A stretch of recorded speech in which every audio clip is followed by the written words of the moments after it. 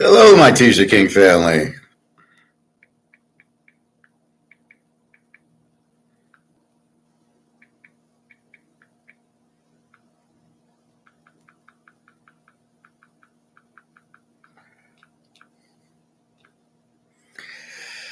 Well. Another, another fox on our property. Interesting. Roger, there's a fox been spotted on our property, and we ask that you be aware of your surroundings. Keep an extra watchful eye on children as well as your pets. Don't have children or pets. So a fox probably looking for food or Christmas presents. All right. We'll start with gold as we always do.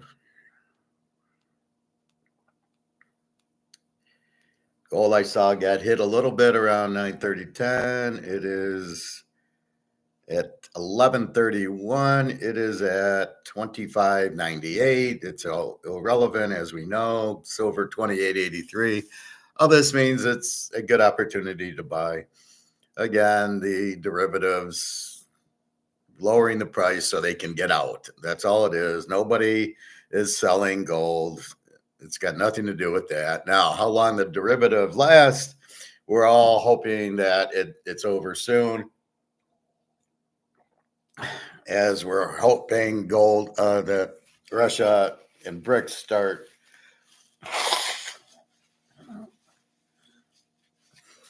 Russia and BRICS come out with the gold, and then that ends this derivative bullshit. They keep doing it. They can't get out of it. All they're doing is allowing people to buy physical gold. And I think the problem with the U.S. is they're not interested in gold, or they don't understand it. As I showed you that Warren Buffett thing yesterday, I don't buy gold because it doesn't do anything. It has no use. Well, it does have a use. It's money.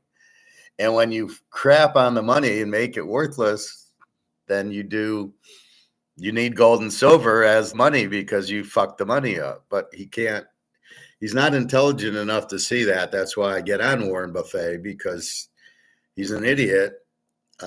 He might understand stocks going up and down, or buying 1 million shares of Disney thinking, wow, aren't I a good investor? But all he does is scam people with his insurance, and then he takes that money that he scammed and he puts it into stock. But he can't see the tree in front of the forest. We can't see that the dollars are worthless, which nobody appears to see.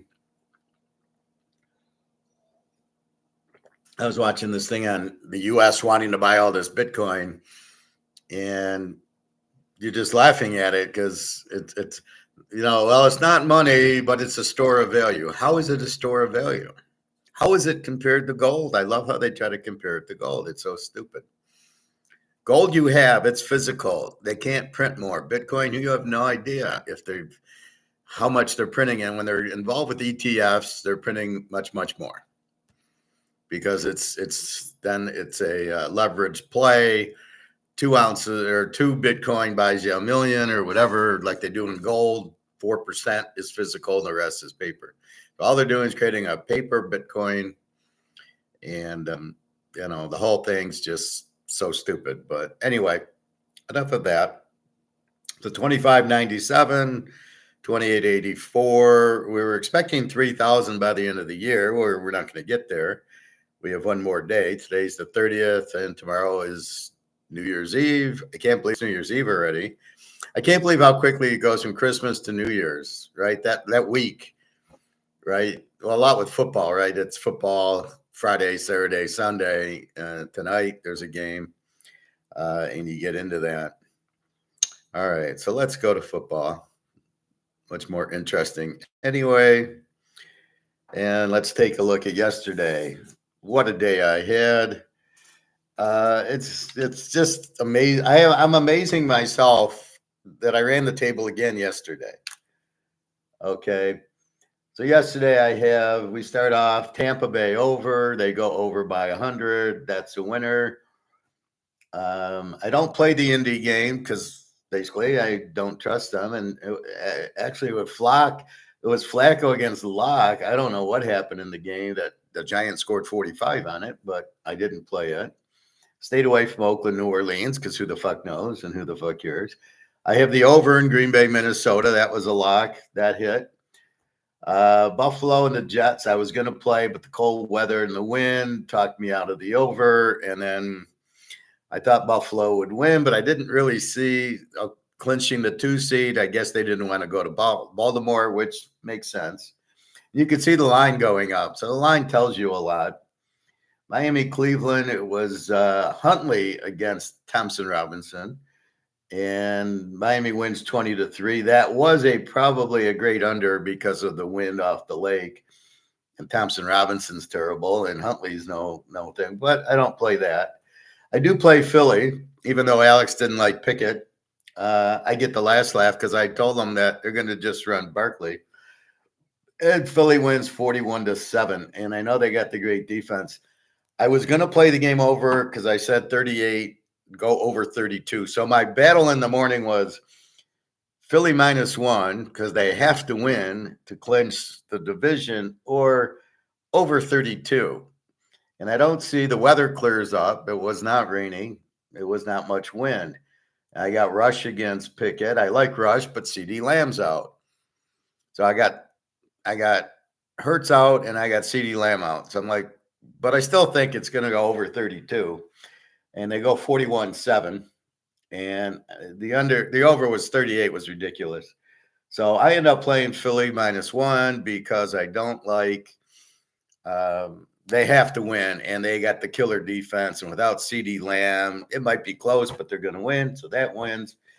And the night game, Atlanta, Washington, I was supposed to lock that, but I didn't. I had the game over 40.5, and it's 30-24 in overtime. It was 24-17. I had won it when it hit 24-17. And then I think Atlanta tied it at 24-all. Yeah, Penix made the nice throw, which got us to 24-all, which then Washington, and boy, does Daniels look good. They both look good. Here's my point. So I get the over in that game, and then I got tonight's game played. So I go 1-0, 2-0, 3-0. I go 4-0 yesterday. I go 2-1 Saturday, so 6-1. And then I hit Seattle on Thursday, 7-1. And then I split. I have Baltimore as a lock and Pitt in a small play. So I go 8-2. But the 2 losses were small. Pitt, I didn't bet a lot on. It was, they're a home dog, and KC normally doesn't win by a lot. Now I'm worried that Pitt they've hit a wall. Like they're not playing well. Now, granted, they played Baltimore and Philadelphia and Kansas City, and you're not going to play well, but they just really, their offense is gone. But I did. So here's me. Then I hit the lock. I hit Baltimore was a lock. Baltimore getting 1 was a joke. I know they're going to win because CJ Stroud stinks. And Baltimore needs it to clinch the divisions, which they still haven't clinched. I guess they got to clinch it. If they lose and Pitt wins, they don't win the division, so they must win, which we'll get into. Seattle in a must-win game beats the Bears 6-3, but we have the game under because we don't trust Seattle. San Diego must win. They win 40-7. That was an easy one, and I had them in 2 teasers. Likewise, Denver-Cincinnati was a playoff game, so I played it over.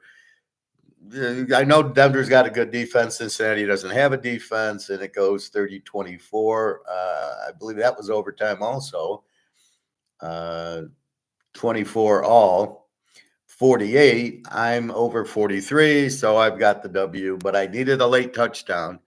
But I got it. I'm getting a lot of these scores in the last 2 minutes of the game to put me over, but they're fucking around the whole first half, and then fourth quarter they start throwing the ball. Like, well, why didn't you do that in the first half? You wouldn't be doing what you're doing now in the fourth quarter. So Cincinnati's an over team. My over teams are Baltimore, Cincinnati, Tampa Bay, and Dallas. and a little bit of Washington. Pretty much Washington also. Those are my over teams. So it's an automatic. Cincy against Denver, Bo Nix, that's going over. Baltimore's going over. Although if I get such a good spread, +1 with Baltimore against a team like Houston, that's an easy one.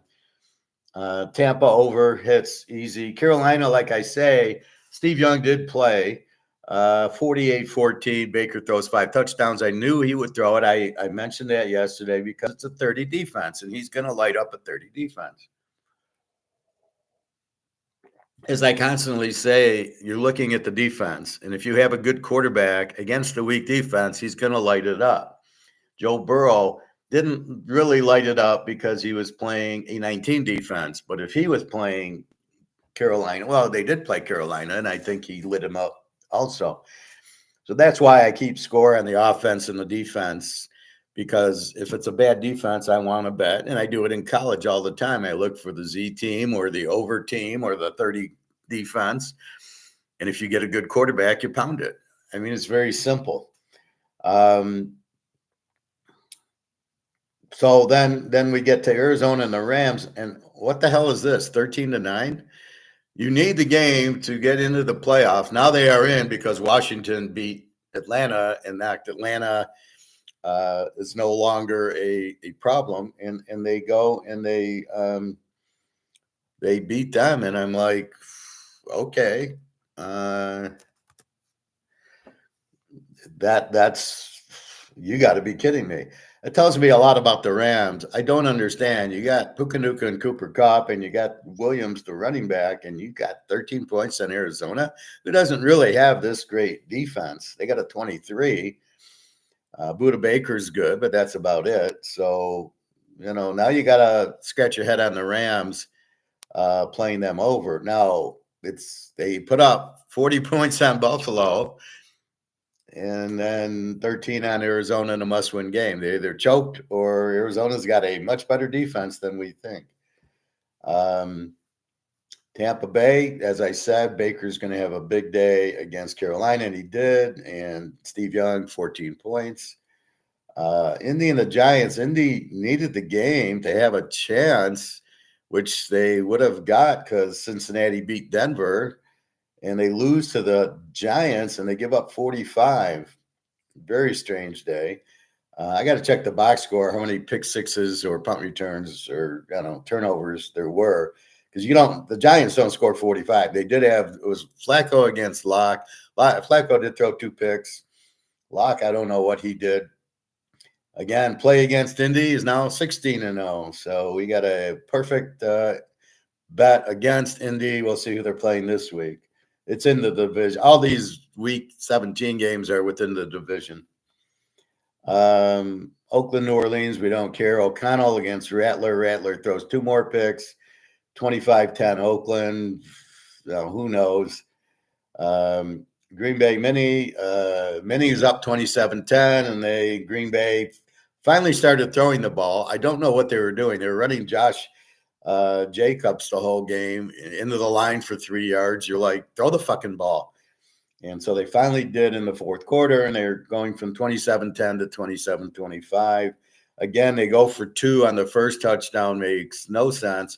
Because if you miss it, you're fucked, right? You need 3 scores regardless because you're down 17. So you get your extra point, you're down 10, and then you scored again. You would have been down 3, you kick your field goal, and you tie and go to overtime, which is what you should do. Because if you miss the first 2-point conversion and you go from down 17, you only get 6, you're down 11. Now you're fucked. Now you need the touchdown with the 2-point conversion and a field goal to tie. Everyone, they get it, but you got to look at if you don't get it. If I make a $1,000 bet on Tampa over, I win 1,000. However, if it loses, I lose 1,100.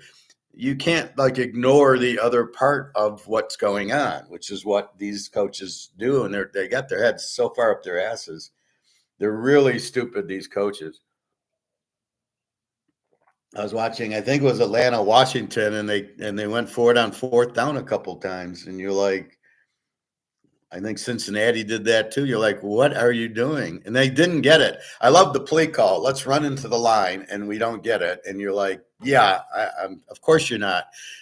You have to play action pass to Dave Casper. That's the only way you can do it.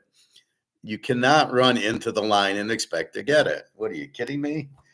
Maybe you can pull and run the option if you got a Penix or you got Daniels, you got a good option quarterback. That's where maybe I would play Lamar. I wouldn't play him as quarterback. I would play him to come in and run an option play. That's how I would use Lamar. Anyway, so that was really stupid. Buffalo blows out the Jets, as we know.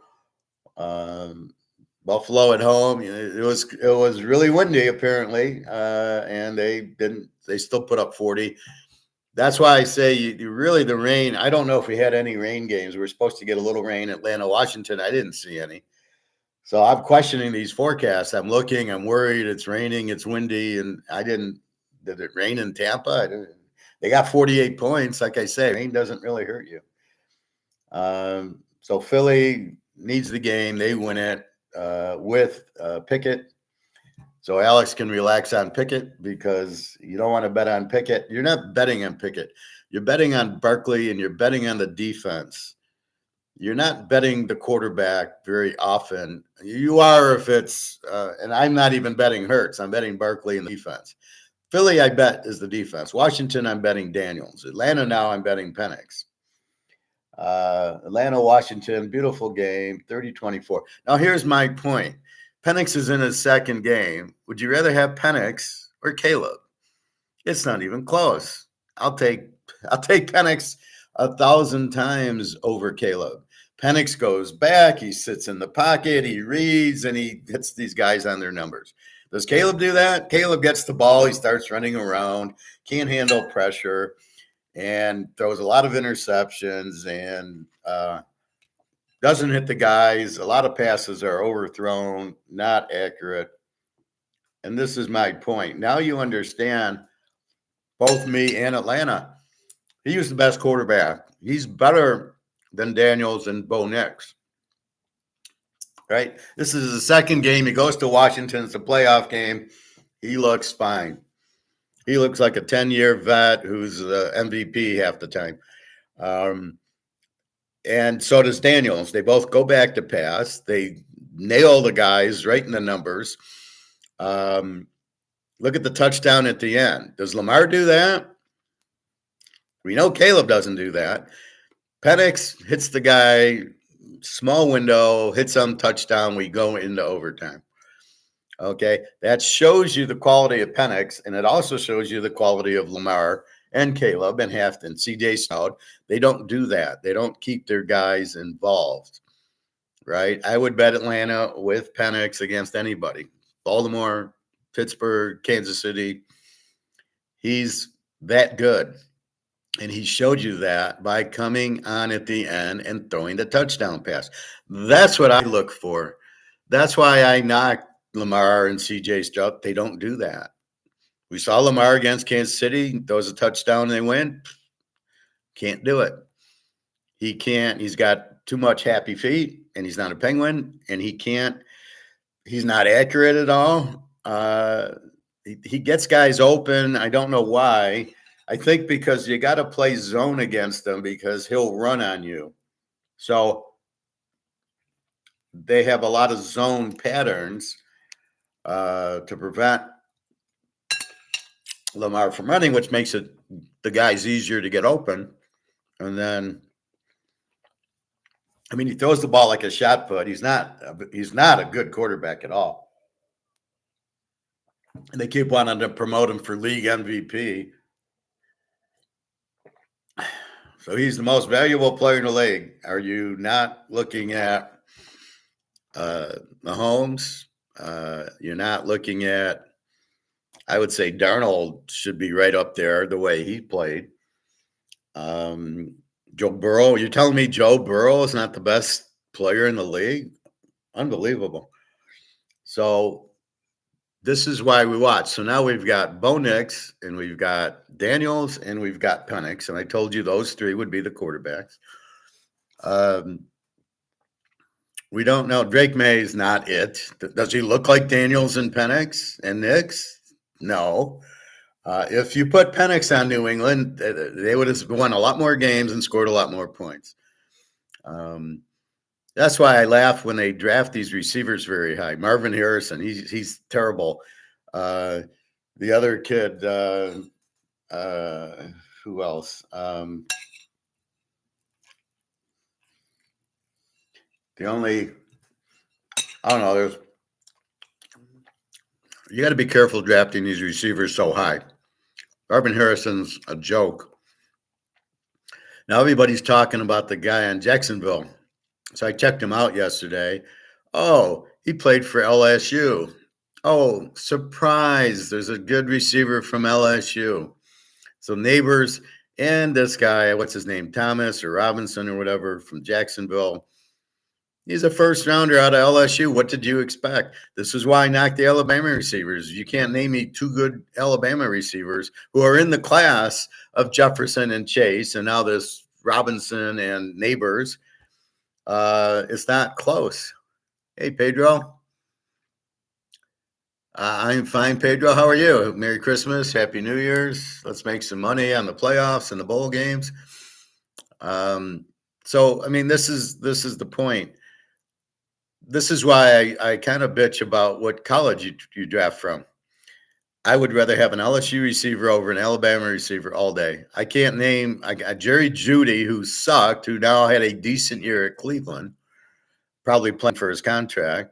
Julio Jones, who's had a pulled hamstring for 5 years. I can't name too many Alabama. Waddle is okay. Devontae Smith is nowhere near, Chase and Jefferson. I mean, it's not even close. These LSU guys, these are the best receivers. That's why you just, this guy's a steal late in the first round. And, Brock Bowers was good. San Diego fucked up on that. It's funny how they think Daniels should be the MVP. No. Brock Bowers is the best rookie of the year. Probably the best.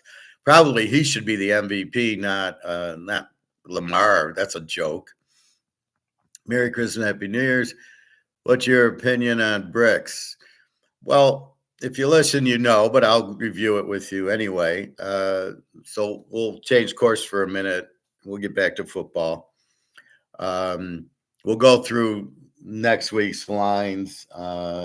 Today's game, real quickly, Detroit is 3.5, and 50.5 to the Niners. We know McCaffrey's out. We know Ayuk's out. Boza, who knows if he plays. Detroit's in a must-win. To win the 1 seed, they have to win. And we'll see. But they'll, should be a good game in San Francisco. Well, Bricks is, if we understand money, which most people don't, it's simple. It's you can't print money to death, which is what the U.S. is doing. The fact they call themselves a reserve currency is a lot of blackmail where they force you into doing FX with the U.S. dollars. So if I'm Switzerland and I want to buy euros, I have to buy dollars and then take the dollars to buy the euros. It's the stupidest thing I've ever seen. So if we understand all that, they're getting the BRICS countries are getting tired of that. They don't want to do it. They're trying to bypass the dollar, which means all the dollars are coming home, which means they're worth nothing, right? The U.S. dollar's broke. It's worthless. Everybody knows it. That's what BRICS knows. So BRICS, from a economic standpoint, is really smart. They go, we'll have gold, not Bitcoin. They buy gold because Bitcoin's not real.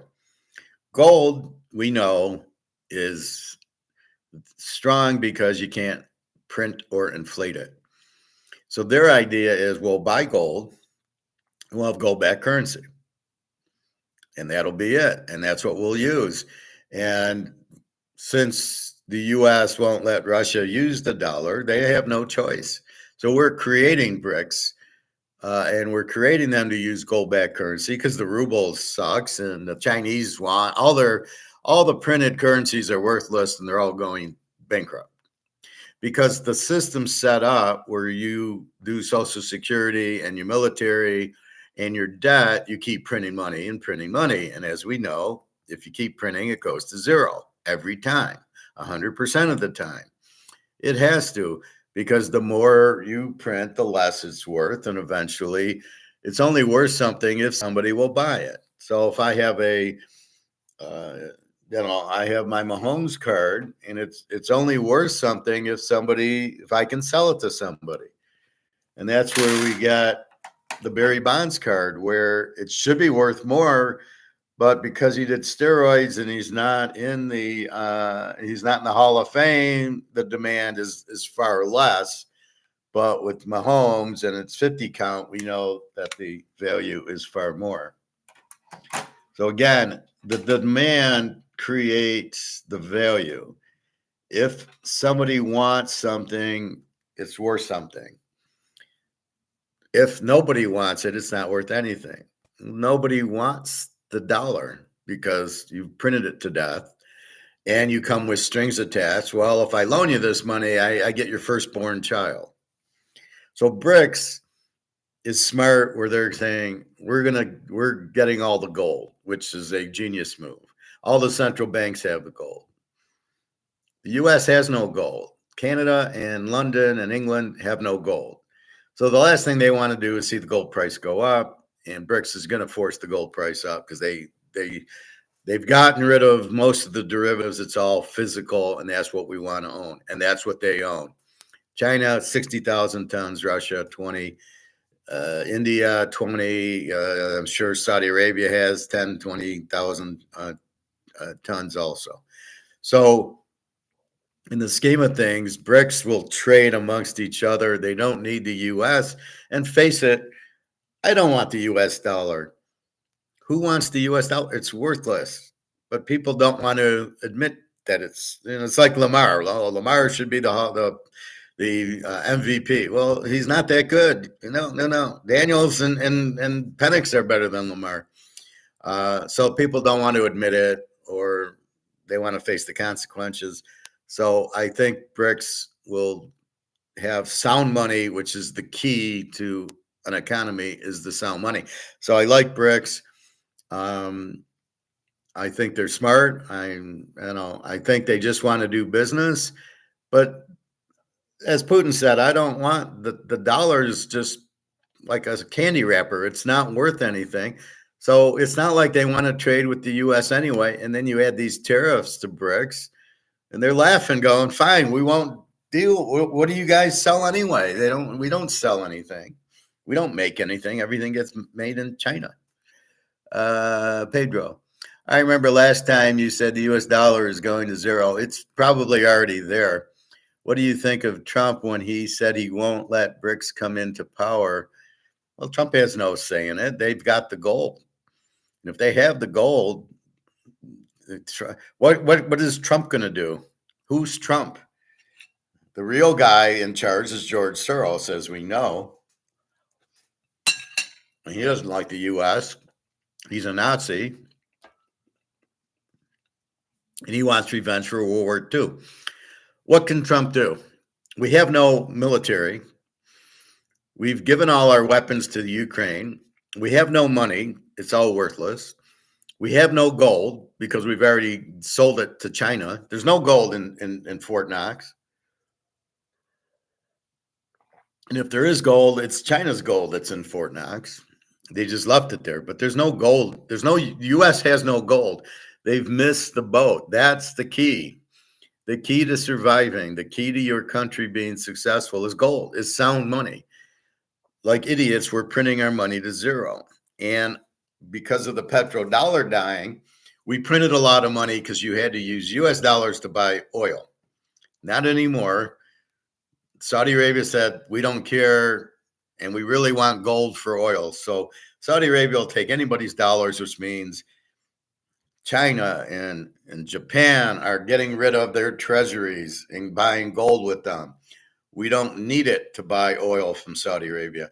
And then all the other BRICS countries are getting rid of their dollars. So the dollars come home, right? So if they sell the dollars, it comes back to the US.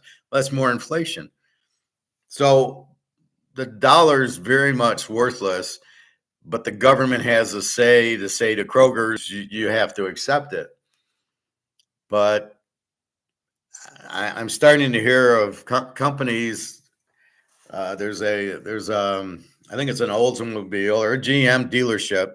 So when I go into Toyota, I talk to the sales manager, and he's telling me there's this old dealership down the road, and every night after they get sales, they run and buy gold every night, except for they leave a little bit of expense.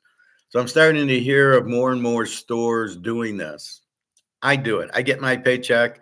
I got rent coming up in a few days. I leave enough money in it to cover rent. And next thing I do is I was just at the gold store. I got a 1/10 of an ounce. It was nice. The guy had an MS-70 1/10 of an ounce. Now, I don't want to buy MS-70s and pay for it. I just want the 1/10 of an ounce. So he gave it to me at 1/10 of an ounce, price of $300. Even though it's an MS-70, it's probably worth $350, but I don't want to sell it and get back into US dollars because they're worthless. So I just keep it and say thanks. So it's really worth more than the three. And then I bought some more silver, another 4 ounces. So I got these 2-ounce Maple Leaf silvers. So it comes in a tube of 14. But it's confusing because when you buy it, you're like, oh, it's $31 an ounce. You think you bought 2 ounces, but you really bought 4 ounces. So I just bought 28 ounces of Maple Leaf Perfect Silver 2 ounce, which is fine. I got a lot of 1 ounce, and I don't mind the 2 ounces. And that's about to go to the moon. So what we're doing is we're setting up in our class that you buy gold and silver. The prices we know are very cheap, and off we go. Now, what can Trump do? Just a second, Pedro. Trump, when he said he won't let BRICS come into power, he has no option about that. What's he going to do? Nuke everybody? Trump can't. He talks big, but he can't do anything. So Trump can't stop BRICS from coming into power, especially when you're fucking around with Russia and China and India and Saudi Arabia. They got all the oil and they got all the gold. They determine if they want to deal with you. Have I ever heard of Madagascar? Isn't that a city in Africa or country in Africa, Madagascar? So I've heard of the country. I'm not sure what the question is. Apparently, it's an island close to the coast of Africa. Okay, yeah. That has a lot of platinum and gold ores. The government is so corrupt there, and the natives don't have the tools to extract the gold. Okay, there's a lot of countries in Africa that are sitting on gold.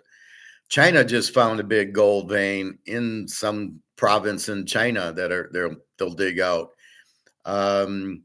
Yeah, good for them. I mean, there's a big oil reserve found next to Venezuela in this small country. I don't know the name of it, but they just found this huge oil discovery. It's fine. It doesn't really affect anything. Good for them. Now, can they dig the gold out? Are they going to be allowed to? A problem here is all the environmental laws. They won't even let you mine, right? You can find a gold mine in Alaska. They won't let you mine it out. It's pollution. It's environmental, this and that. And that's really the problem. All the environmental and, oh my God, it's going to kill the world and the planet. It's such bullshit. But good for them if they have it. They won't need US dollars either, right? Morning, Alex. Thoughts on Missouri versus Iowa bowl game today? Looks Iowa has a lot of opt-outs. Well, I know there are quarterbacks out, and I believe there are running backs out. Iowa does not have a good defense. I think Missouri wins the game if Brady Cook plays, which I think he is. Brady Cook's the difference, although I think their receiver's out. The Missouri receiver, Luther Blue or something, I think he's opting out. I think Missouri's better coached, and Brady Cook's probably the difference. It's not a game I'm playing, but yeah, I could see Missouri winning without Iowa's quarterback. Well, I guess their quarterback's playing, but he sucks anyway. But without their running back, I you know I probably like Missouri in the game, but I'm not playing it. Um, I was looking at some of the games tomorrow. Half of Michigan's teams not playing, and Milrose is. So I kind of maybe like Alabama there, and I think I like Baylor, LSU, maybe over or maybe Baylor. Their quarterback's playing, so is LSU's. A lot of LSU's guys aren't. So maybe that one. But right now we've got a lock on tonight's game, as you're aware, and nailed everything yesterday. And really, the only pro games I missed were a very small Rams over and a very small Pittsburgh. Otherwise, my locks hit and my double plays hit. Tampa over, Minnesota over, Washington over. It's hard to watch the game in the first half because the score is 10-10. I won't forget the Cincinnati Denver games 10-10, and I'm like, oh shit. Late in the third quarter, and then it goes all of a sudden it goes 17-17. So I say, what do I need to win? I need 3 touchdowns. I'll never get it. Then it's 17-17. I got 34. I need 10 points. And I don't see how I get it. I get it late in the game, and then Denver, Bo Nix hits the guy for the touchdown near the end, just like Penix did yesterday. And they seem to come alive late in the fourth quarter. All of a sudden, the teams open it up, and you're like, well, why didn't you do that in the first half? So got in Tampa. They tell you how to do it. They put up 48, and my total in Tampa was 41, and Tampa gives you 48 by themselves, and Steve Young gives you the other 14. So dynamite day in the pros, dynamite day in college. The other Saturday. And we got some games, like I said, not really crazy today. Tomorrow, I think Baylor, maybe it's over. Baylor loves scoring, and their quarterback's playing, and they got a great coach. So probably Baylor over. I got to see Michigan, Alabama. Alabama wants revenge. Milrose is playing as bad as he is, but half the Michigan team's not. All the stars are out. The 2 defensive linemen's not playing. The cornerback's out.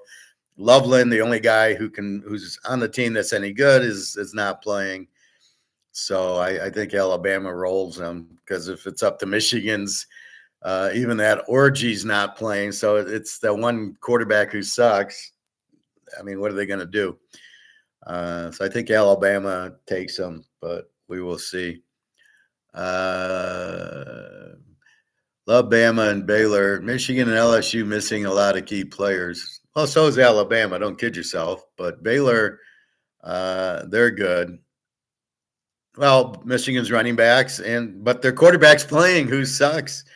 So yeah, I mean, what's the spread? If it's still 11, down to 5, yeah. And it's revenge. Don't forget that. Just like tonight's game's revenge. Detroit and the Niners. The coach cost him the Super Bowl, not the Niners, but the Niners are playing so bad, and the Lions have to win to keep for the 1 seed. Now that Minnesota won, although Detroit could lose and then beat Minnesota next week, and I guess they would get the 1 seed. I'm not sure, but Detroit's not going to lose. They'll win that game. 13.5. You got to lay 7.5. See if you can find a 13. It was 11, but yeah, the way these games are, Milrose wants revenge for fumbling at the 50, costing us the game last year. So I think so. You still worried about Pickett? Like I said, I didn't bet Philly because of Pickett. I bet them because of Barkley in the defense, and they showed up. I don't know what Pickett did in the game, but that was a struggle trying to pick that game. But I picked it the only way I could, which was I couldn't play it under.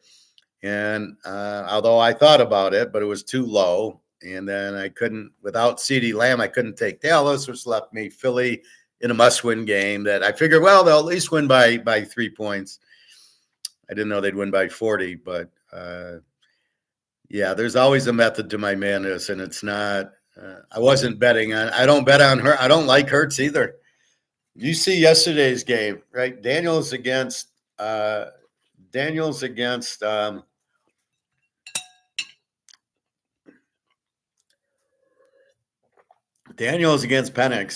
Would you rather have those two or Hurts and Lamar?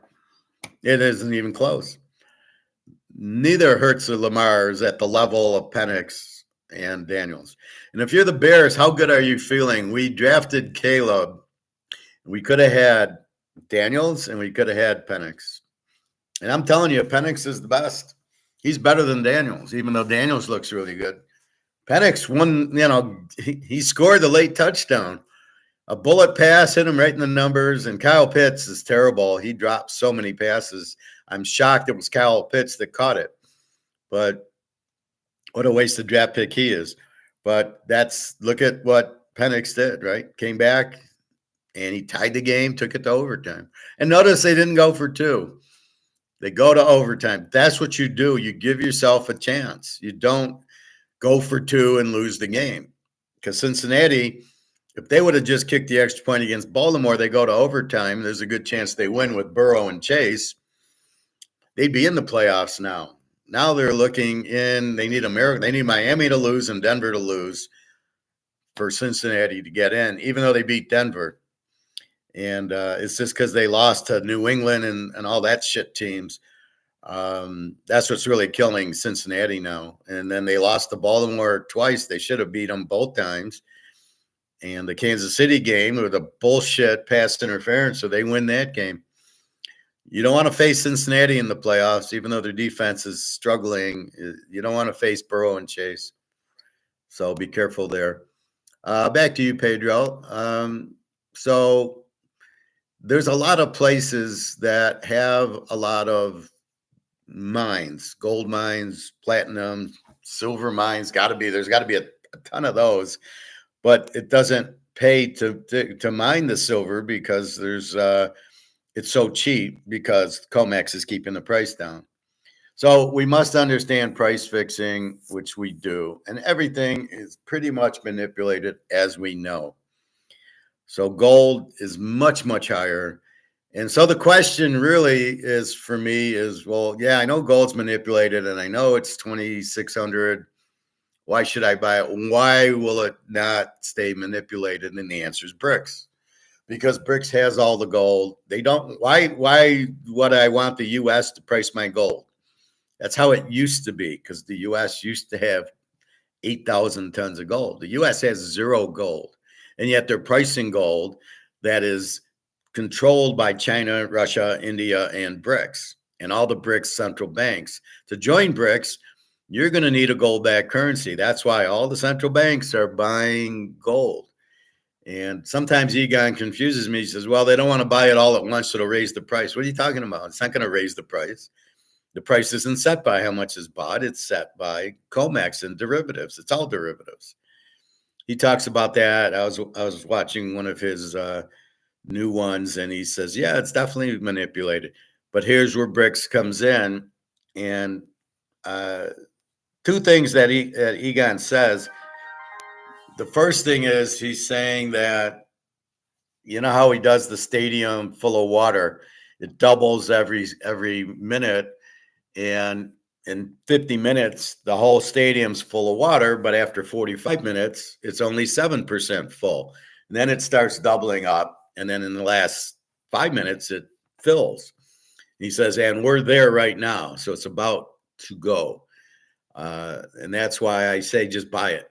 You know, gold and silver are much more expensive than they really are, right? The price of $30 for silver, if Alligator keeps saying it's not the dollar, it's not gold going up, it's the dollar going down, he's full of shit, because in his world, then silver should be $500 an ounce, because the dollar, if Coke and Pepsi cost more and steak costs more, why isn't silver more?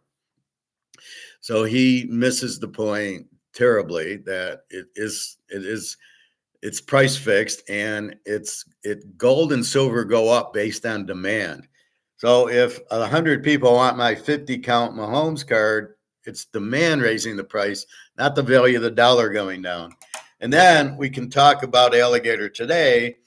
Well, let's look at gold. Oh, and when we look at gold,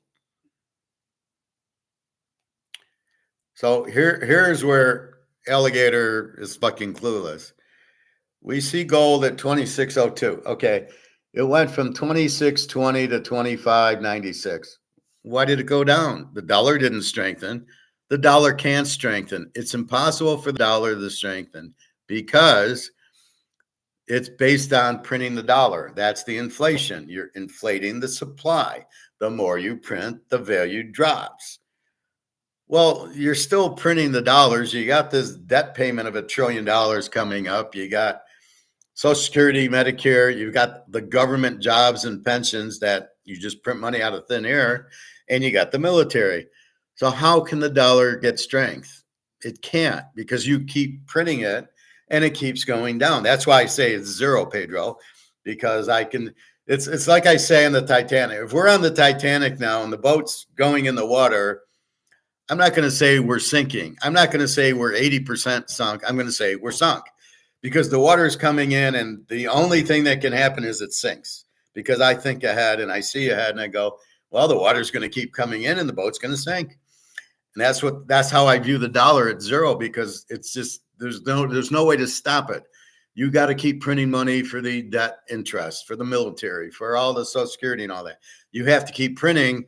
So it's just a matter of time till it's zero. So think about it as zero and get the fuck out of it. And that's why you buy gold and silver, because again, do you want to hold, so you have an asset. Do you want to hold this, which is going to zero, or this, which is going to go up?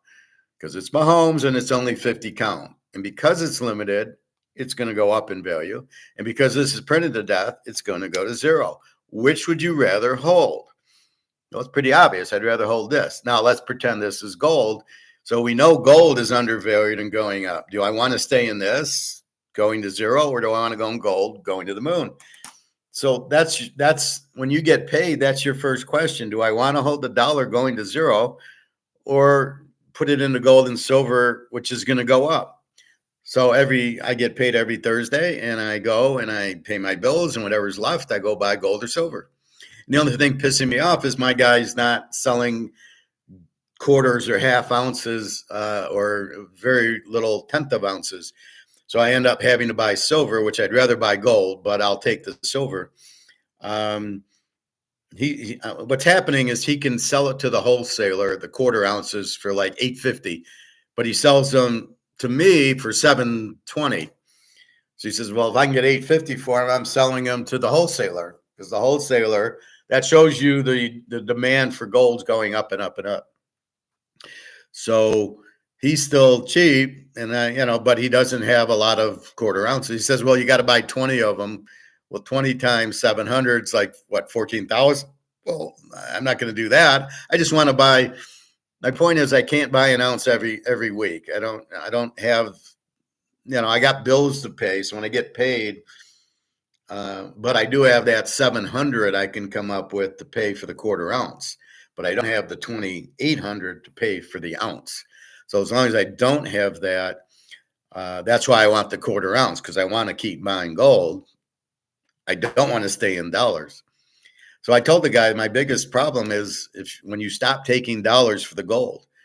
And it went right over his head. He says, no, I don't see that happening. And I'm like, good. Don't see it happening, but I know that's what's going to happen. If you offered me 2,700 for my ounce of gold, I'd say no chance. Add a zero to it. When you hit 27,000, I'll sell you my ounce of gold, because in my mind, that's the real value of it. So there's no way I want 2,700 of this shit that's worthless for my gold. I want real money for my gold, and the only real money is gold and silver. So if you're not going to give me something real, why would I want US dollars? I don't want US dollars in my paycheck. So it's pay my bills that are US dollars, my rent, my electric and stuff. And then the rest I don't want to keep. I go into gold and silver.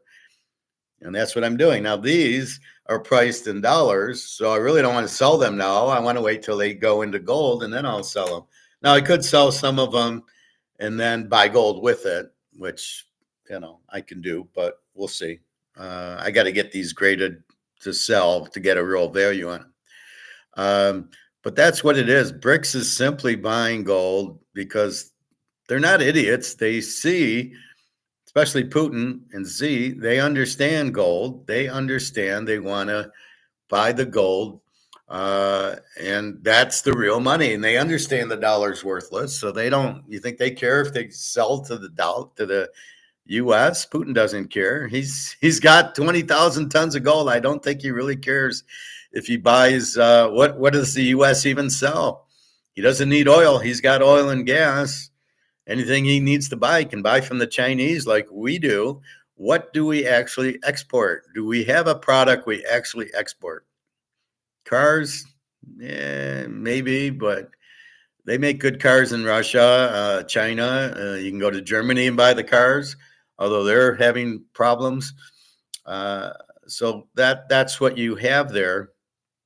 You have Bitcoin's not it's not real money. I was watching a Bitcoin thing, like the US dollar, the US want to buy Bitcoin, and they keep saying it's like gold. How is it like gold? At what point is it like gold? You can't hold it. It's digital, which makes it totally fake. At what point is it like gold? No, it's not like gold. Everybody likes gold. Nobody likes Bitcoin, except for Michael Saylor and those idiots. Yeah, it goes up. It's an investment. It's not money because nobody trades with it. Nobody goes to the store and buys it. Nobody will take it. So it's not money. And would you rather be in Bitcoin or gold? I think you'd rather be in gold. Even though Bitcoin's price is high, it's not real. And again, it's priced in dollars, which means it's virtually worthless anyway. And there's nothing backing it, so it's worthless to begin with. So I love when they say, well, Trump wants to do this with Bitcoin and that. It's like, then they say even Putin likes it. Putin doesn't like it. All he said was there's no stopping it because it's not a government run thing. He didn't say, oh, we're going to buy a bunch. All he said is, yeah, you can't stop it because it's private, whatever. So keep that in mind. It's the dollar's worthless. It's not backed by anything. Anything not backed by anything is worthless. Every money in the history of life that's not been backed by gold has gone to zero. Every one, 500-600 at least. The fact we're the reserve currency doesn't mean anything. It's still worthless. What does the reserve currency even mean? You have to use our dollar to do things. Well, we can buy gold and do it. And everybody recognizes gold. Don't kid yourself. Believe me, if I'm in Europe or Asia and I bring my gold, maybe I don't go to a bank, maybe I go to a jeweler's. I don't know what Singapore and Hong Kong do or Russia, but yeah, this ounce of gold. Oh, we'll take it in a heartbeat. But I can't do that with Bitcoin. Well, I got a Bitcoin. Well, sorry, I'm not a Bitcoin. I don't have a wallet or I don't have that. Or where am I how do I get the money for it? So it's totally different. Anyway, so you can see this is fixed. This is price fixed. Like, why did it go from 26.20 to 25.97? Did anybody sell an ounce of gold? No, because this isn't even based on anybody buying or selling. Silver, 28.96 is down for you. Why? Did people sell silver? No, there's a shortage. There's a 4-year shortage of silver because people need it for the solar panels and people like us are buying it as money. When the dollar goes out, gold and silver will be what you need. So who's selling? And even if I bought 10 tons or sold 10 tons, it wouldn't affect these prices because these prices aren't real and they're based on derivatives, paper contracts by COMEX, by JP Morgan, the bullion banks. That's how the price is set, which is bullshit. It's not real market. That's why they're worth a lot more. Because if we listen to Alligator and it's not the price going up, it's the dollar going down. Okay, Alligator, explain the why the price went down. If it's not the price going up and down. It's the dollar going down. The dollar can't go up because you printed too much. You can't stop unless you burn trillions of dollars, but you got 160 trillion dollars, so you can't. You'd be burning for a month. So this is where he has a fault, because this makes no sense according to Alligator. You can't, if the dollar's going, it's the dollar going down, not gold going up. Then why is gold going down? Because the dollar's not going up. The dollar's always going down and can't be fixed. The dollar's over. It can't be fixed. It is zero. Okay. But nobody, I don't want to scare the people. And, all the banks don't want you to run out of it. So it's like the negative is the Wall Street banks who run everything, who run the government, don't want you to know this because you'll sell your stocks and they'll be worthless. And all these companies will go out of business. Merrill Lynch and JP Morgan and Chase and whoever else, Goldman Sachs. It's based on the Ponzi scheme of you giving them money to buy stocks, and they make commission on you. And they promise you you're going to make money. And then you talk to the financial advisor, financial planners, and then the retirement planners, and they all put you in stocks. So if you knew the stocks were worthless and the dollar's worthless, you wouldn't go in. So you wouldn't play in the Ponzi scheme. It's like if you knew Madoff was fake, you wouldn't invest in Madoff and he'd go broke. Now I'm thinking about the Madoff thing. Why did it work? Well, a lot of it was, my dad's in it and he's a Wall Street guy. And if he's in it, I'll be in it because I trust my dad, not that I trust Madoff. So it was a lot of people telling people, Professor, are you in Madoff? Yeah, I'm in Madoff. I get 10%. So you go in it because I tell you to. Only I would have told you not to. But see, I'm too logical. When my brother-in-law went in Madoff, and he says, I'm getting 15%. I go, and interest rates are 2 or 3%. I go, how are you doing that? Now I got my master's. You're not fooling me. Nobody fools me. So you're getting 15%. How is that? Well, I don't know. I think it's something to do with strip malls and they can charge more. And I'm thinking, Ponzi scheme. I told him to his face, you're in big trouble. And he was like bragging about it. I said, you're going to lose your ass, which you did. And that's the thing. So because you trust your father or your family or your friends, you then got into Madoff without understanding that Madoff wasn't selling anything. And if you ask Madoff, what are you selling? He'd say, well, if you need to ask me, then don't go in it. And it'd be like, oh, okay, I won't then. If you were smart, you wouldn't have. If you were smart, you would have went into gold at, depending what year. If it was in the 80s, gold was 203. I bought this in 1995. This was $250 an ounce for gold. So why do I need Madoff? I'll just buy gold. I'll let the government print the money to zero. I might wait a few years and off I go. So you could always be in gold, but nobody will tell you that because they all don't make commission on you, and they all make commission either in the bank in an annuity, and then they lend your money out and they make money on that, or in stocks, bonds, and real estate trusts where they make commission on you. So they make money on you. You're the fool because you trust these idiots. In my class, you're not the fool because you're not in any of that shit. You're in gold and silver. And you're going to be fine because they can't print it. And I'm not making a nickel of commission on you. I'm doing it just to advise, right? This is a class. That's what you buy. I don't get a nickel. I don't want a nickel. I want you to survive. So therefore, you're in the right spot, and therefore you can't lose because you're in gold and silver. Physical though, not ETFs, not paper, not stocks. You're in physical gold and silver, and nobody can fuck you. Nobody can say, oh yeah, it's worth nothing, because you got Russia and China and BRICS all buying it, and that makes the value, and the value is low. The value is 10 times this. 2602, I'd say the value is 26,000. Silver 28.95. I say silver's at least $1,000 an ounce. And people, it's never been above 50 because it's always been price fixed. Wake up, McFly. It's been price fixed by COMEX, so they never let it go over 50. What the Hunt brothers did is they didn't buy physical, they bought paper. That's why they got fucked, because they could just keep doing more derivatives to keep the price down. If the Hunt brothers had any brains, they would have bought physical. But even then, they're still fucking with the derivative market, who only needs 4%, and everything else is leveraged to keep the price down. So they could print trillions of dollars of derivatives to keep the price down, because the price isn't free market. So if I'm the Hunt brothers, I don't try to corner it. I buy as much physical as I can, and I just sit back and wait. And I wait, and now I'm about to succeed, because it's going to go to 1,000 an ounce, which probably isn't even close to its real price of probably 3,000 or 4,000.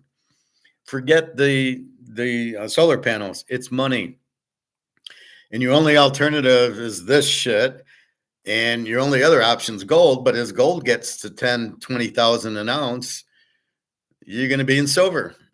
Silver's going to go, because they're going to run out of gold. There is not a lot of gold left between China and Russia and India and BRICS and all the jewelry in India. That's half of it. That's 90,000 tons of the 200,000 of gold is in jewelry in India. Well, you can melt it down, but it's already gone. So I mean, there's very little left, right? And so all that can happen is the price goes to the moon, because as more people understand and the demand goes crazy, well, there is no gold to buy. So therefore, the price is going to go to the moon, because I'm not going to sell my gold. The guy offered me at the time 2,000 an ounce, so it was probably 1,900 or so. He offered me 2,000 an ounce. I said, add a zero. Give me 20,000 for my ounce. I'll do it. Not at 2,000, because it's so undervalued. I am not letting my gold go for 2,000 an ounce. The whole point is to get out of dollars and buy gold. Why would I want to get back on the Titanic and get out of gold into dollars? You got to be out of your fucking mind. So that's where I'm at with that. So BRICS is definitely going to get a real gold and silver price, not this derivative, which has got to break. And then once JP Morgan has to settle, they won't be able to, but they won't be able to hold the price down much longer. They can do it in the US, kind of, but now you got Russia, China, India, Saudi Arabia, and more BRICS countries. I think there's 9 now. I think Ethiopia joined, and a few other African and Asian countries have joined the mix. And you've got, what do you got? Indonesia coming aboard, South Korea coming aboard, Saudi Arabia. We're still waiting what they're doing. They're kind of playing the fence, because they don't want to piss off the U.S., but they don't want to piss off Russia either. They just want to sell their oil. And all this bullshit of this 2030 where we'll go without oil is bullshit. There's no way that can happen, because there's not enough electricity to generate for the world. And if everybody went electric cars, and I can't imagine anybody going to electric cars, you wouldn't have enough energy to power the electric car, because it would all be electric. So you'd need that, but we need electricity for our house and our lights and everything else. The stores, we got to keep the store lights on. That's a lot of electric. There's not enough electricity on windmills and solar panels. You need the generators, the nuclear power plants. All right. So BRICS will save us, because they will do that. I don't think they're out to hurt us. I don't think this is like a war issue. We're already at war with Ukraine and the Middle East. So I don't know and that's got nothing to do with BRICS. I don't know how quickly Trump can end this war. What Putin wants is to keep the Oblast, the Donetsk, and the island, and Kharkov and Odessa. So he will keep that, and he says just pull back NATO outside of Poland, get it back to Germany, and you have peace. And I don't know I don't know, whether Ukraine give up these things. I don't think they have a choice. And then pulling NATO back, I don't know if that's a problem or not. But that's how you get peace with Putin, because he's already taken these things. You're not going to just give them back. So Trump can't end the war in a day, but might be able to do it by saying, we're not going to give you any more money, Ukraine, because we can't basically afford it. And then since NATO listens to the US, now NATO, half the countries are broke. Germany is broke. France, Italy, and the UK are all broke. So you got a lot of problems going on anyway with all these countries going broke. They're going to need new currency, and it isn't going to be the euro that's going to save them, or the British pound. So all these countries are broke. It's coming to the US because it involves a transaction. So I can only survive if somebody buys my football picks, for example, or if I find a job and somebody pays me for my skill set in finance, right? So there's got to be a buyer to keep me going, keep all of us going, right? You got to get a job, so somebody's got to be willing to pay you.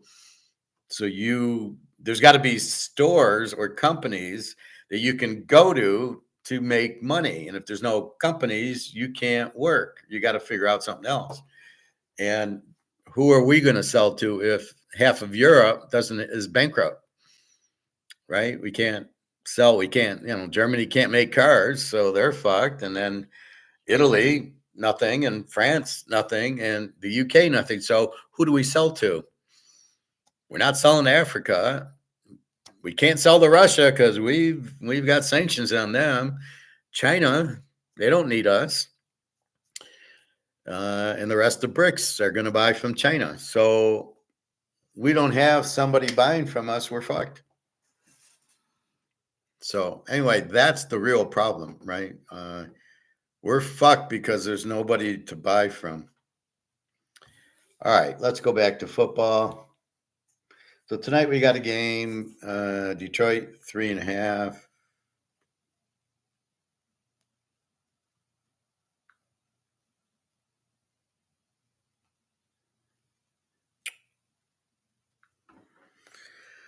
So the game's 3.5, 50.5. That hasn't moved. Detroit has to win.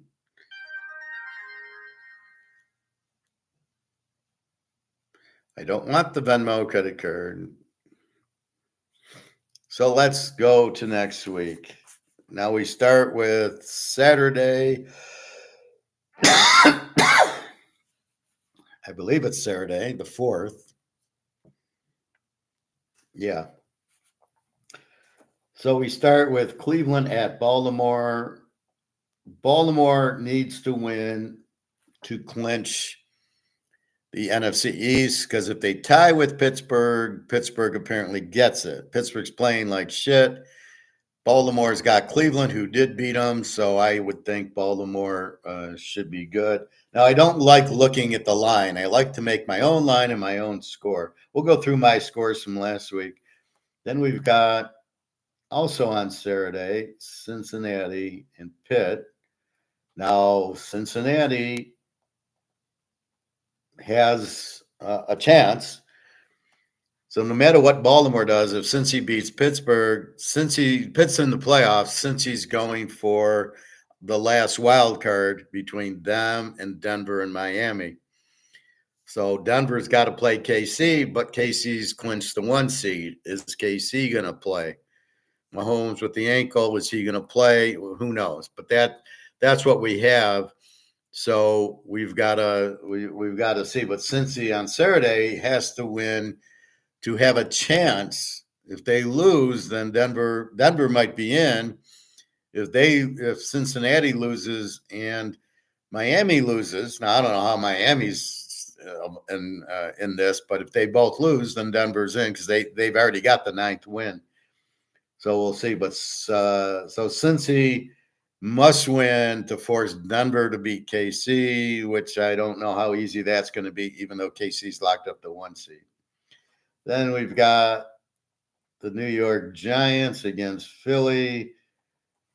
I don't think Philly can get the 1 seed, and that leaves them. They did clinch their division. Washington's 2 back. So basically last night, Washington wins. They're the wild card. And then it created the Rams to clinch the division against Seattle. So the Rams aren't playing for anything. So now you've got Detroit, Mini, Green Bay, Philly, Washington, the Rams, and then Tampa, Atlanta. If Tampa wins, they're in because Atlanta lost. We kind of want Atlanta because we want to see Michael Penix, but that's what you have. So Tampa has to win. If they lose and Atlanta wins, Atlanta's in. So that's really the only race. The Rams are in. They don't have anything with Seattle. And then it's just the order of Philly, Washington, Detroit, Green Bay, Minnesota. All right. The Bears in Green Bay, meaningless game in Green Bay. Carolina at Atlanta. Now we know Atlanta must win and hope Tampa Bay loses. And then we got New Orleans, who's apparently terrible. They lost to Oakland, and T-Bay. So all your money's got to go on T-Bay because they have to win, and they're playing New Orleans. Washington plays Dallas in a meaningless game. Since Washington won, they're in. Do they care if they're ahead or behind Green Bay? I think the key is they're in. Jacksonville and Indy, they're both out. Indy losing to the Giants. See, that's the thing. You can't trust a team like Indy to win, so we don't. Houston and Tennessee, meaningless game. Houston's clinched. Tennessee's terrible. Buffalo and New England. Now, I'm not looking at the lines. I don't want to look at the lines. Buffalo's clinched, the 2 seed. New England's terrible. KC and Denver. Now, again, KC's clinched the 1 seed. Denver might have, well, they're still going to have to win. Even if Cincinnati loses, it's up to Miami, which we haven't gotten to yet. So Denver, it's in Denver. It's really a must win. So we'll see. San Fran and Arizona, 2 lousy teams. Who cares? Miami gets the JETSs. Now Miami, at this point, if Cincinnati, no matter what Cincinnati does, if Miami wins and Denver loses, Miami's in. So this will force Denver to play because the Miami game is going on. Let's see. Denver's at 425 and Miami's at 425. Then we got Seattle and the Rams, which should be for first place, but the Rams have already clinched, so it's meaningless. San Diego and Oakland. Nothing really here. San Diego's clinched. Oakland's terrible. And then the night game, mini Detroit. And this is basically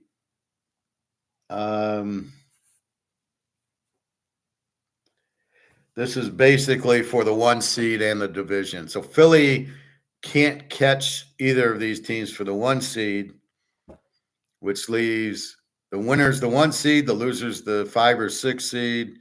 So it's funny how they're both like 14-2, and neither of them has clinched the division yet. They both are in the playoffs, but they haven't clinched the division.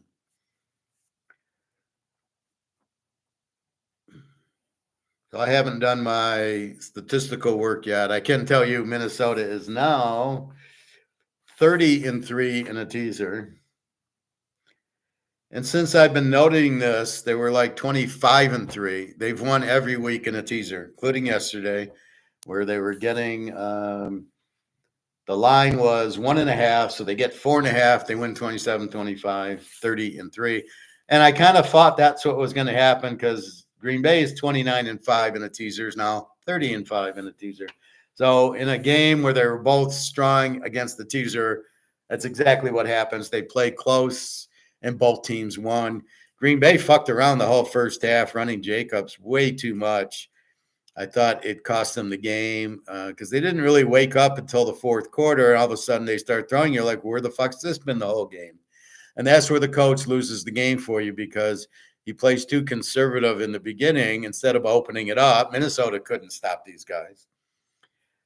And so that gives you a strategy into the Lion-Minnesota game is Mini can't stop Detroit, and Detroit can't stop Mini. So this should be a fun game. So that is next week. Now I will do my own line and my own interpretation of the teams. So that's what you want. And then you're hoping for the right line. So Cincy Pittsburgh, and don't tell me, I'm hoping it's Pitt by 7. But do they need to win? I don't think they need. Well, yeah, they can. They can't. Well, it depends because Baltimore's first. If Baltimore beats Cleveland, they don't need to win. That makes Cincinnati a live dog because they need it and Pitt doesn't. They won't be able to catch Baltimore. So that's the problem when they got Baltimore on first and then Pitt. But Pitt blew their chance against KC. They didn't show up. Russell Wilson, I am beginning to scratch my head with him. Pittsburgh's defense didn't show up, and Pittsburgh's offense was terrible. I think it's the play caller. I watched part of the game, and it was like they're running up the middle 3 times and punting. You need to win. You need points. And the guy's running up the middle against Kansas City. You're like, what the fuck are you doing? They didn't even have their best defensive player. The lineman was out for KC. Well, they should be able to move the ball. They need a new offensive coordinator. This guy's terrible. Arthur Smith, the Atlanta coach. Yeah, well, Atlanta really did well, didn't they? Which is why do you hire these idiots? They don't do well. They're terrible. Atlanta, Raheem Morris, even Tampa's coach. Are you kidding me? Raheem Morris is terrible. What the fuck is he doing? That's why Atlanta struggles because they never have a defense. Their defense cost them is always the problem. Washington's defense is a little bit better, but still not where it needs to be. Bobby Bo, we're talking, you missed the LSU talk. Green Bay coach is an idiot for going for it on 4th down in the first quarter. Absolutely.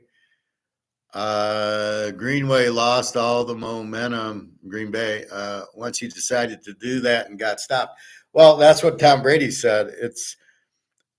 You don't go for 4th down because it gives up the momentum that you have, gives the other team the momentum. He says you never want to do that.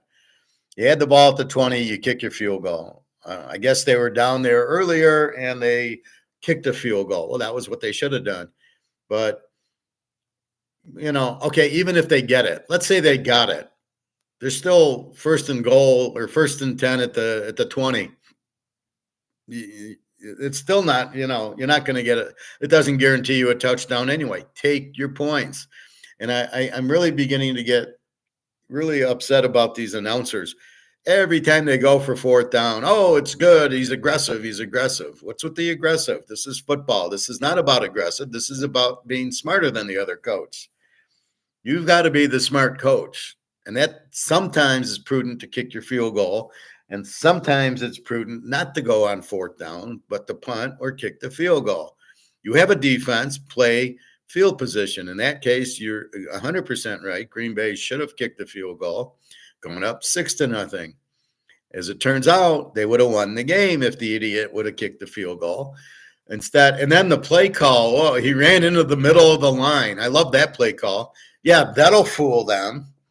At least run the Dave Casper play where you play action past Marv Hubbard. So it's a fake into the line. They're all submarine in, and then the tight end's wide open. So if you do go for the 4th down, do what the Raiders did. You fake play action, hit Dave Casper, and there was never anybody within 20 yards in the end zone of Dave Casper. Do that play, I don't have a problem with it, but the plays you're running, you've got to be kidding. And I think he threw like a 20-yard pass on one of those 4th downs. It was like a 10-yard pass over the middle. Like, what are you doing? That's not – play action will work, but not that play. So I think the coaching's terrible. I think this go for the 4th down is incredibly stupid. There's a time and a place. As Baker Vance said in the Will Smith movie, I really like that one. He's the caddy. Matt Damon is a terrible golfer. Like, you couldn't find somebody better. He breaks his wrist going back. You roll your wrist. You roll them. You don't break them. Anyway, and he goes and he gives him like a 1-iron and he hits it into the wind and it goes 300 yards. And then he's in the bunker and he wants to use the 1-iron, but there's a big lip. He says, well, there's a time to use that club and there's a time to leave it in the bag. And that fits here perfectly. There's a time to go for it and there's a time to kick your field goal. What time do you think this is? And it was definitely to kick the field goal. But these announcers, oh, it's great. He's being aggressive. No, he's being stupid. You can't keep going for fourth downs.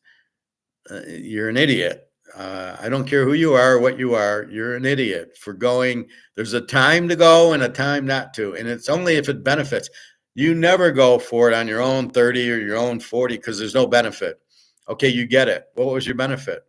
The risk was you lose the game, but the benefit isn't you win the game. It's not a win-lose situation. It's you don't gain anything because you're still at the 35 or 40-yard line, but you lose the game if you miss it. And, now unless you got a weakness and you got a great offensive lineman against this third string guy and you're going to run off tackle and get the yard, okay, but why didn't you do that on third down? That's my question. So I don't buy all this shit. I think it's a terrible idea. I think these announcers should all get fired, but I think they're being taught or told to say it's aggressive. And then, oh, what a fabulous catch. Oh, what a great, it's an incredible catch. The guy caught the ball. Okay. It's not an incredible catch. These are athletes. And then what's physicality? What the fuck is that? It's football. They're all physical. What are you, a fucking idiot? Look at the physical. Look at the guy. Oh, and the receiver's blocking. The receiver's paid to catch the ball, not to block. We don't give a fuck if they block. Just get in the way. Well, look at the receiver blocking. What is the point of that? What? So kids who are playing football should be blocking if they're the receiver? No. Learn how to catch the ball. I don't pay you all this money to block. I pay you to catch, like Mr. Jefferson and Chase. I want you catching. And Bobby, I was talking about this Thomas guy from Jacksonville. Guess what? Oh, yeah, he's another LSU receiver, just like Neighbors on the Giants. So all these really good receivers went to LSU, and all the overrated ones went to Alabama. I would take an LSU guy over an Alabama guy. It's not even close. Are any of the Alabama guys as good as Chase and Jefferson? No. And then you got Neighbors, and then you got this Robinson guy. They're nowhere close. Devontae Smith, is he close to Chase or Jefferson? He's an average receiver. A.J. Brown's better than him. So that's where we're at. Yeah, we know LaFleur's in a Greenway. Yeah. You taking LSU? Absolutely not. Let's go Tigers. They could beat Baylor tomorrow. Do you like to golf, Professor? Yeah. Yes, I like to golf. No, I'm not taking LSU. I wouldn't touch it. It's probably an overplay because Baylor scores 50 points a game and half the LSU team's out, but they do have Newsberger playing the quarterback.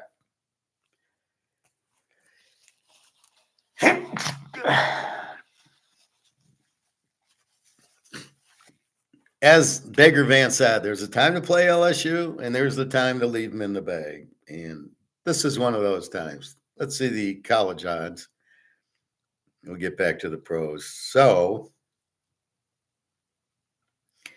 Missouri 2.5, 41 at 230 against Iowa. Alabama 13.5, 43.5 to Michigan.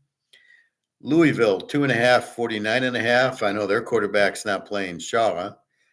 South Carolina 10, 49 to Illinois. Baylor 4, 59.5. Yeah, the over looks really good here. And then we get into that. Penn State 11, 53.5. Texas down to 12, 12.5 to 51. See, people listen to me. Ohio State 2.5, 55.5, and Georgia 1.5, 45.5. And the game I really like is Ole Miss 17.5, 51.5 to Duke. Duke's quarterback's not playing; he's transferring. But the Ole Miss quarterback Dart is playing. I don't know why he's playing, but he is playing. And then my favorite, Texas State 13, 61 to North Texas. North Texas quarterback's out. He's transferred to another school, but Texas State And wait till you see this quarterback, and you'll go, yeah, he's a first rounder. Don't tell me there's no quarterbacks in the draft when you watch this guy. Minnesota 7.5, 42 to VTech. Buffalo 2.5, 51 to Liberty, and that's it. But we're not. We'll talk bowls tomorrow. These December 31st ones start at noon. I'll look at them later. There's too much. I can't swallow it all, so I just kind of go like tonight. I'll look at tomorrow's. I've already looked at the playoffs, and you've already got my picks on that.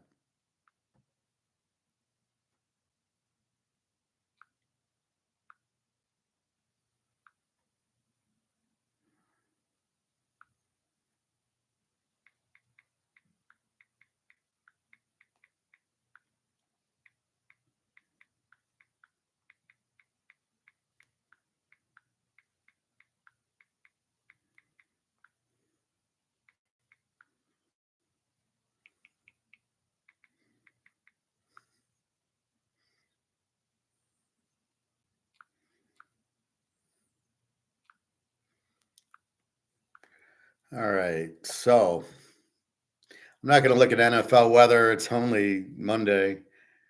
Teaserking, what a hell of a week. All the pros. I mean, this is like the fifth time that I've kind of run the table. It's not a 10-0, it's an 8-2. But when you throw out the week games, LA was a very small bet, as was Pittsburgh. All the big games, the double games won. Tampa over, Minnesota over, Washington over, Baltimore, a double lock. And I got a lock tonight. And I've been doing okay on these. When I run the table on Sunday, I've been hitting my Monday lock. I just don't see, I'm, I feel good about it. So we'll see. And it is on TV. So let's look at my scores yesterday. So this week's scores, I had KC winning 24-20. They won 29-10. I had Baltimore winning 31-17. They won 31-2. I'm impressed. I hit the 31. I had Seattle winning 2017. They won 6-3. I couldn't see that one coming. San Diego 27-20, won 40-7. I had Denver winning 37-34. Cincy won 30-24. I had the Rams winning 31-20. They won 13-9. Where did that score come from? I had Tennessee winning 2017. Jacksonville won 20-13. I had Tampa winning 37-28. They won 48-14. I had Indy winning 2013. They lost 45-33. I don't know how the Giants scored those points. I had Oakland winning 17-13. They won 25-10. I had Minnesota winning 24-23, and they won 27-25. Pretty fucking close there, plus the over. I had Buffalo winning 31-17. They won 40-14. I had Cleveland winning 20-17 because I thought it was going to be Skylar Thompson, but it was Huntley, and Miami won 20-3. I had Philly winning 31-30. They won 41-7, but that was before CeeDee Lamb was out. I had Washington winning 34-31. They won 30-24. Pretty fucking good. Tonight, you'll find out tomorrow how I picked this game. So now I'll recalibrate. I will put most of the teams are pretty much set. Like the Z teams are still going to be the Z teams and the A's. And then I just mark the playoff teams. So if I mark the playoff teams, you got Baltimore, you've got Pitt, probably Cincy, you've got Philly, Green Bay, probably Atlanta, but not yet, and probably Tampa, one of them. Washington's in, Buffalo's in, KC's in, the Rams are in, San Diego's in, and Minnesota and Detroit, they're both in. It's just who's the 1 seed. So then it's who needs it, and then you go from there. Baltimore needs it. If they lose, Pitt needs it, but Cincinnati needs it to get in if Denver loses to KC. So since he can only, they'll play well. Burrow's looking sharp. Chase, how is Chase not the MVP? I don't get the Lamar thing. Do you see Burrow and Chase play and you want to give it to Lamar because what? What does he do?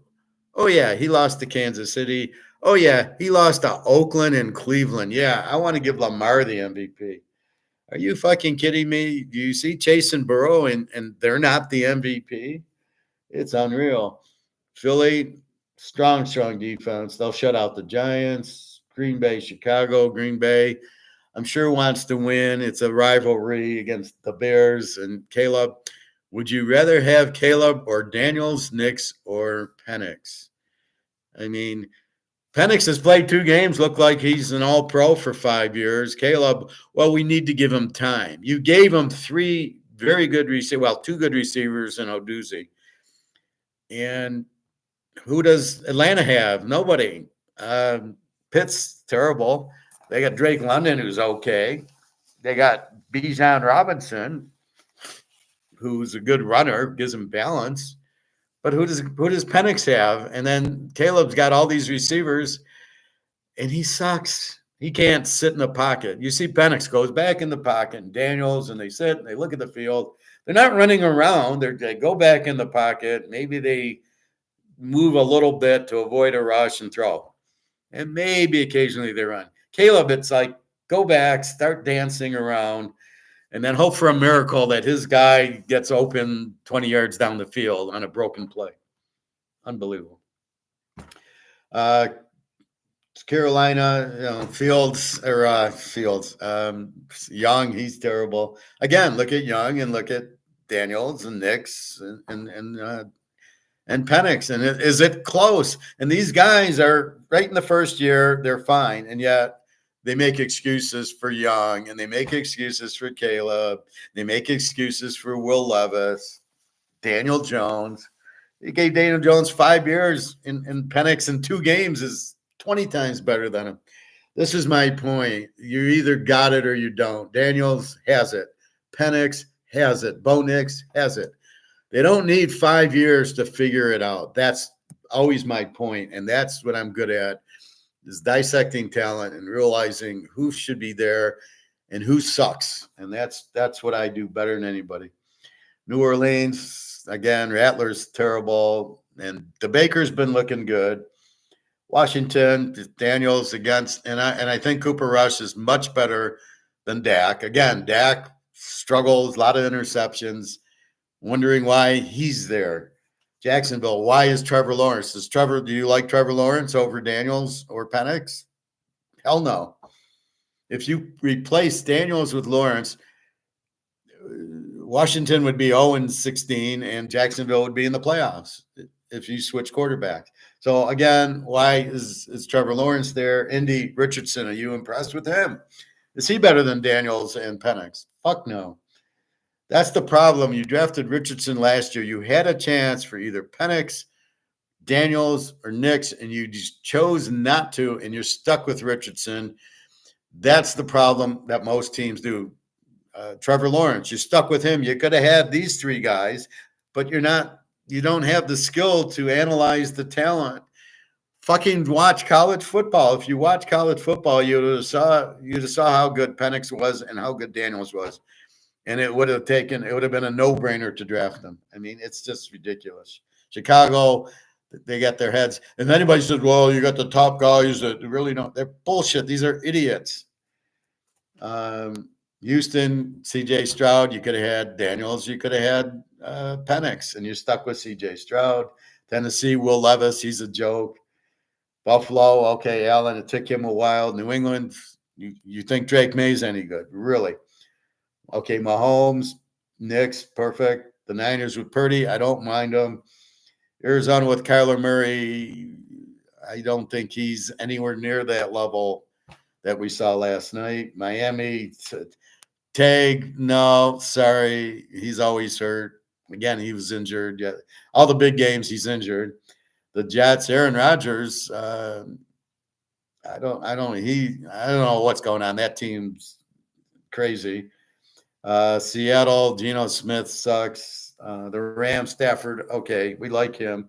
San Diego, I'll give you Herbert. And Oakland, who do you got? Minshew, who sucks. O'Connell, is he Daniel? No, he's not. And they had a chance. Oakland had a chance to get Penix, I believe. And then Minnesota, Darnold, I'm not a believer, but he looks really good, and he won the game, and he made a great pass to Jefferson to win the game. So I'm okay with him. And then golf's a choke, but we'll see. Everybody's sold on golf. I'd rather have Hooker play. Hooker's real. Hooker beat Alabama. And again, nobody pays attention to college. This is why they make such bad. I think they're just like, well, we'll try Caleb. We'll try Fields. Well, he didn't work out. Let's try Caleb. Well, he didn't work out. Let's try this guy. Let's try that guy. I mean, they don't just watch the games. You'll know who's good. I'm telling you, Dylan Gabriel at Oregon is much better than Prime Jr. And yet, well, Prime Jr. will be the first because that way Prime can go coach there. So who's the worst team? What, Oakland or the Giants? So Prime's going to go there and coach and bring his son along. It's almost like if you draft Prime Jr., then Prime's going to be your coach. Just like Little League. Okay, Danny's going to be the shortstop because he's my son. And that's that. It's not hard. The kid from Texas State should be a first rounder. Dylan Gabriel should be your first quarterback. Daggio Pava, if you don't draft him in the first 10, you're out of your fucking mind. Daggio Pava is so much better than Drake May and Caleb and all these guys. Again, he handled Georgia Tech. I wouldn't mind King. He's okay, but Pavia is a top 5 quarterback. Oh, well, he's too small. Yeah, it's really bothering him in pros, beating Alabama and almost beating Texas. Yeah, he looks too small. So Pavia and Dylan Gabriel, and then the Texas State quarterback, I drawing a blank on this guy's name, McLeod, and he's very good. He reminds me of Daniels. He can move, like he can run, but he's a good thrower and very accurate. So he's like that, where Gabriel can run a little. He's more like Penix. And then Pavia can run a little also. So he's a little bit of Daniels. Those 3 are your top 3, and it's a joke. But, you know, these GMs know more than me. They're going to take, we're going to take Milrose because he's a quarter. He can run. I mean, that's not the point of the quarterback. You want Penix because he can throw, not because he can run. Look at the end of the game. He hits Pitts. The only catch Pitts has made all year, and he hits him right in the numbers. Touchdown, critical 4th down play. That's what you want in your quarterback. Not Lamar, and certainly not Hurts, and certainly not Will Levis and Daniel Jones and C.J. Stroud. None of them can do that. That's the point. That's why we don't bet on those losers. We bet on these guys. So that's why we're looking. Finally, why did it take Atlanta 13, 14 weeks to finally realize Cousins stinks and put Penix in there? He should have been in there maybe week 6, week 7. And then Atlanta would have won 13 games instead of the 8 they won, and would be in the playoffs comfortably. Versus they're trying to get in, but Penix looks like a superstar already after 2 games, not 2 years. Yes, I like golf. I'm a pretty good golfer. I teach golf too. I always learn things in details. So I learned, like, when you swing, it's turn the wrist, and then you return it at the ball. So you get your timing down. It's like dancing. You just go back and then turn.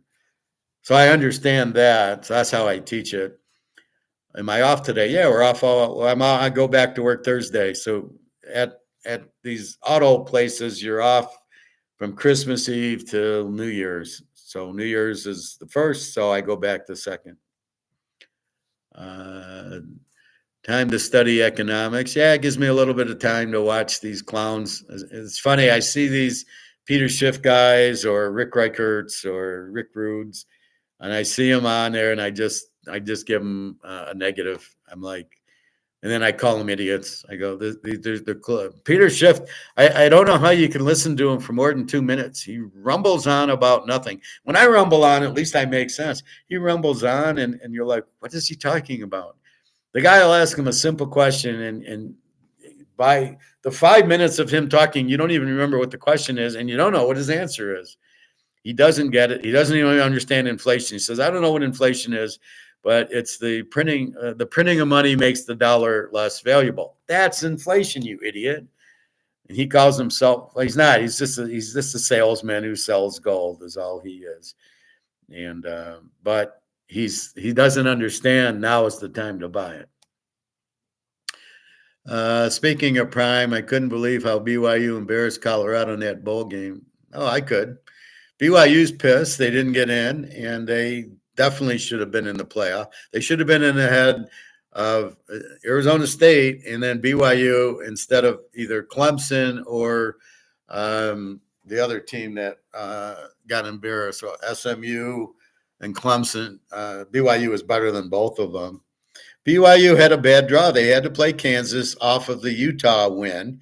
So they were going to be flat. And then they lost to Arizona State, who's very good. Jay, what kills me is people don't understand how good Arizona State and Boise are. And if you want, watch the Boise, Oregon YouTube for 20 minutes and you'll go, yeah, Boise's going to win. They're going to beat Penn State. Because who is Penn State? Who did they beat? Nobody. They lost to Ohio State and they got roasted by Oregon, and they beat Minnesota 27-26 at Minnesota, and they beat USC 33-30 at USC. USC can throw the ball. So can Boise. Only Boise's got the best runner in the country who's going to run Holstrom. Well, no, Penn State's defense will stop it. Oregon's defense couldn't stop them. And Oregon's got pros. So don't tell me Penn State's defense is better than Oregon. Oregon put up 45 points on Penn State. So where are you seeing Penn State has a good defense? Because they beat Illinois and, UCLA, like, well, West Virginia. This is what you're looking at. So you've got to really understand the team. Professor, the stream is froze or it's back now. See, on my level, I don't see it froze, but I do know the internet does give problems. And then I see like viewers, and sometimes I'll see 5 or 3, and then like now I see 0, but I know you're there, Bobby. And now it came back to 1. So yeah, it's been freezing. It could be a memory thing. It could be the internet. I don't know. Usually what I'll try to do is turn off my computer, turn it back on. I know my Excel spreadsheets take up a lot of data. I'll go into it and it kind of takes a while. And I probably have too many tabs open. But anyway, so that's, I was able to read yours though, that it's frozen. So I think I'll get paid tomorrow. I got paid last Tuesday. It was Christmas. And I just worked Monday last week. But with the holiday, they tend to pay, like Thanksgiving, I got paid on, I think, Tuesday. Last week, I got paid Tuesday. So I think this week, even though it's just a one-day check, but it still counts. So I think I'll get paid for that on tomorrow. They probably will do it tonight, and then I'll get it. See, so I get an email. It says, here's your pay stub. And I know the next day I get the direct deposit. So I'm assuming I'll get it tomorrow. I got rent due on the 3rd or 4th.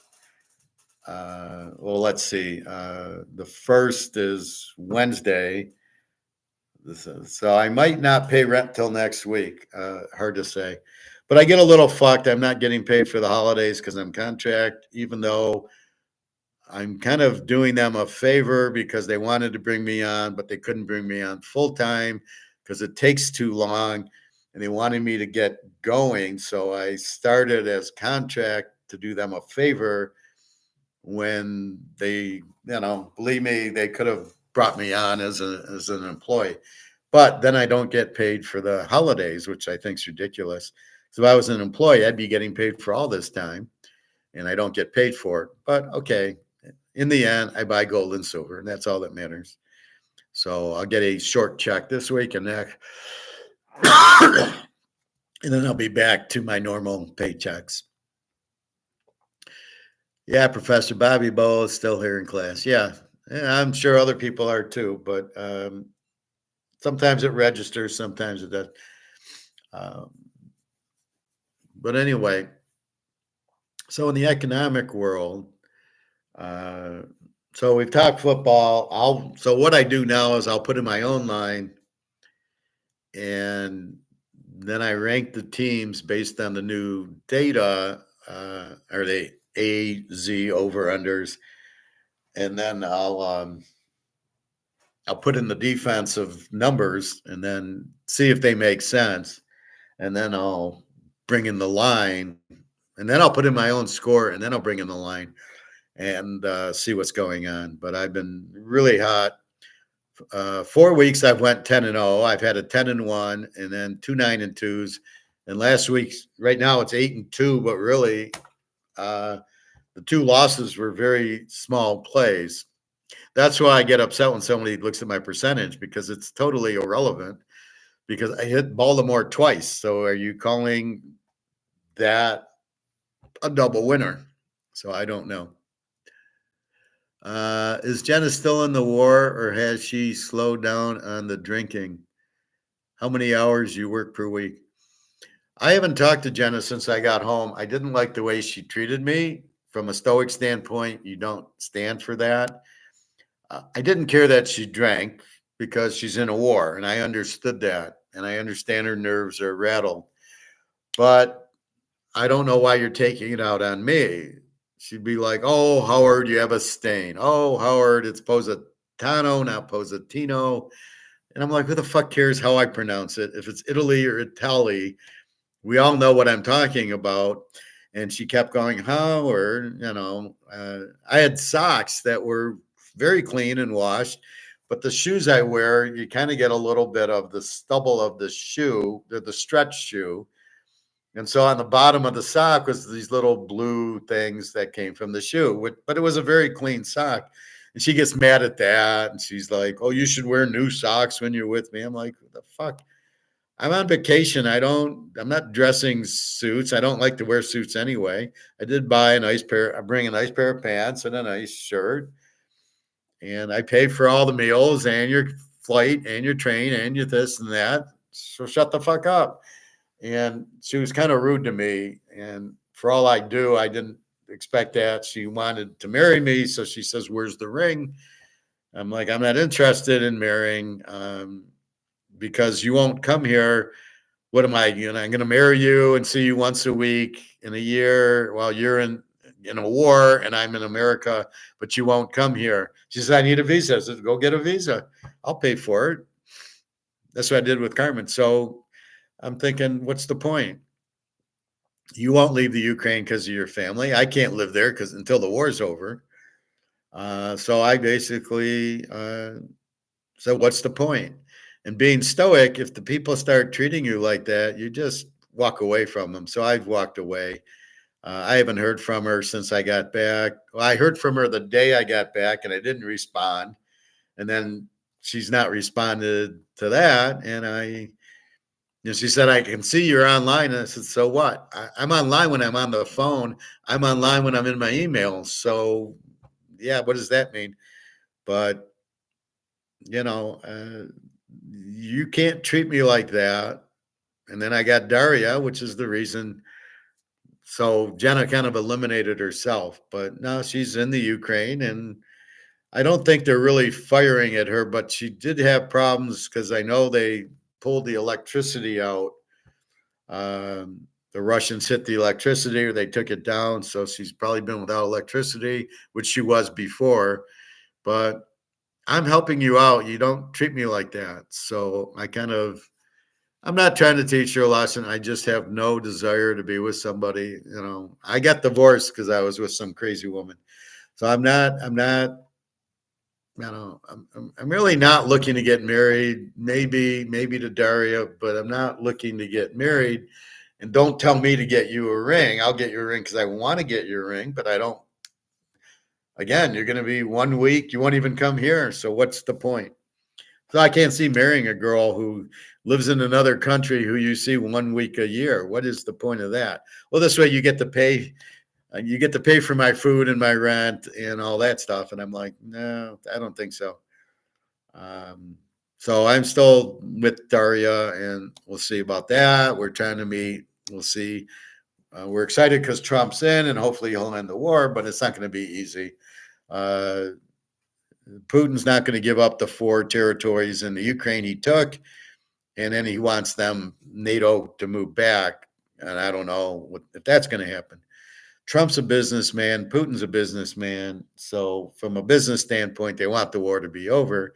However, the military complex who runs the U.S. wants the war because they make money on it. So how we let these idiots in charge is beyond me.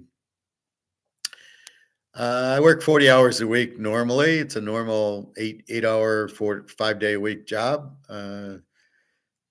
That's normal. Like, again, on the holidays, I obviously don't work, but I don't get paid for it until I'm an employee, which should happen probably by March, I would think. Hopefully, they seem to like me. Otherwise, I wouldn't still be there.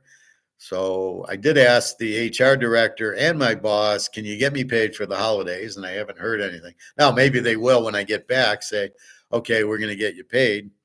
But at this point, yeah, they didn't pay me, but I would think there should be a way. But the contract house won't pay me for the holidays, which is a joke. So you're fucked with them.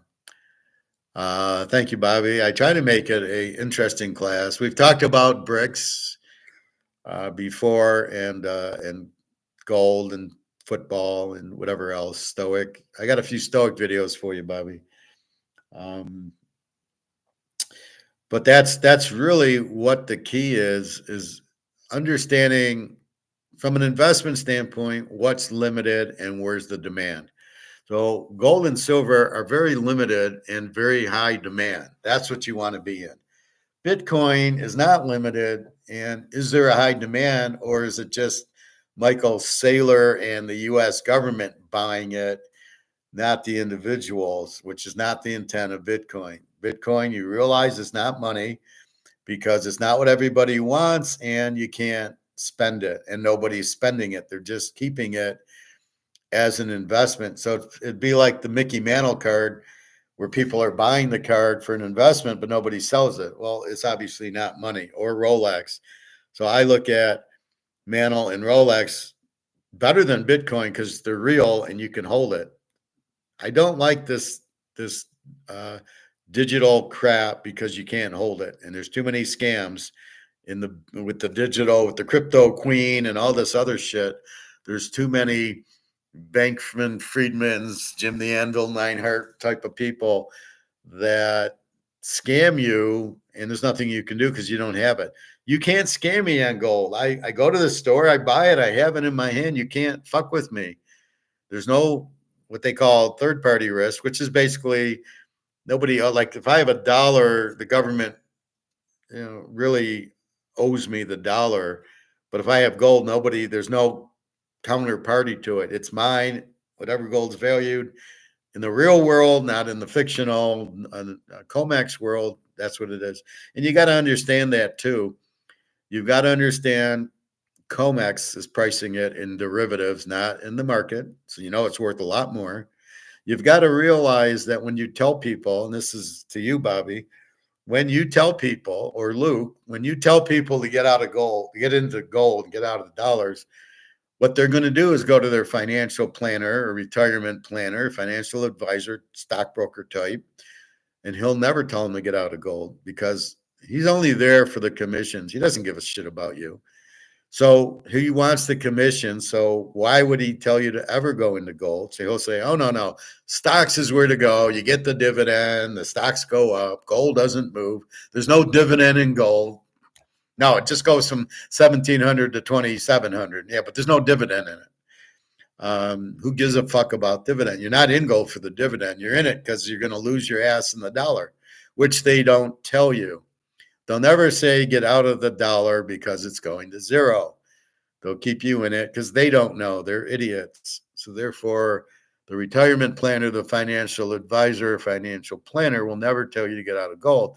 That's what we're fighting against. We know to get out of gold, but there's no incentive of me to keep you in stocks or keep you for retirement or any of that. I'm not a salesman. I don't have an incentive to lie to you. My incentive is to teach you. Get into gold and silver.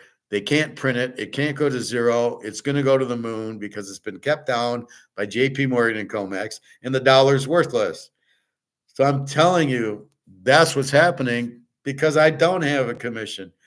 It's not my best interest. If I'm the financial planner, retirement planner, and I make money off of you, my interest is to make commission from you to keep you in it. So gold's not on my menu. I would never tell you to buy gold. Why would I? And that's the point.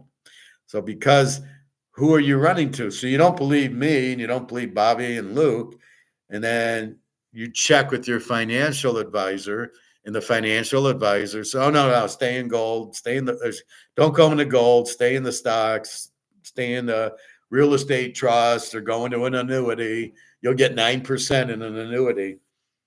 9% of what? It's still bullshit dollars. I don't want to be in the dollar because it has no value because there's a $36 trillion fucking debt that they got to pay off. And every time the interest payment is, they print it and make the dollar worth even less. And Social Security. I laugh. I got my Social Security thing. It went up like $30, $40 and I'm cracking up like, yeah, oh, okay, that'll help me. Jim you gotta love Jim the Anvil Neidhart, one of the Hart Foundation.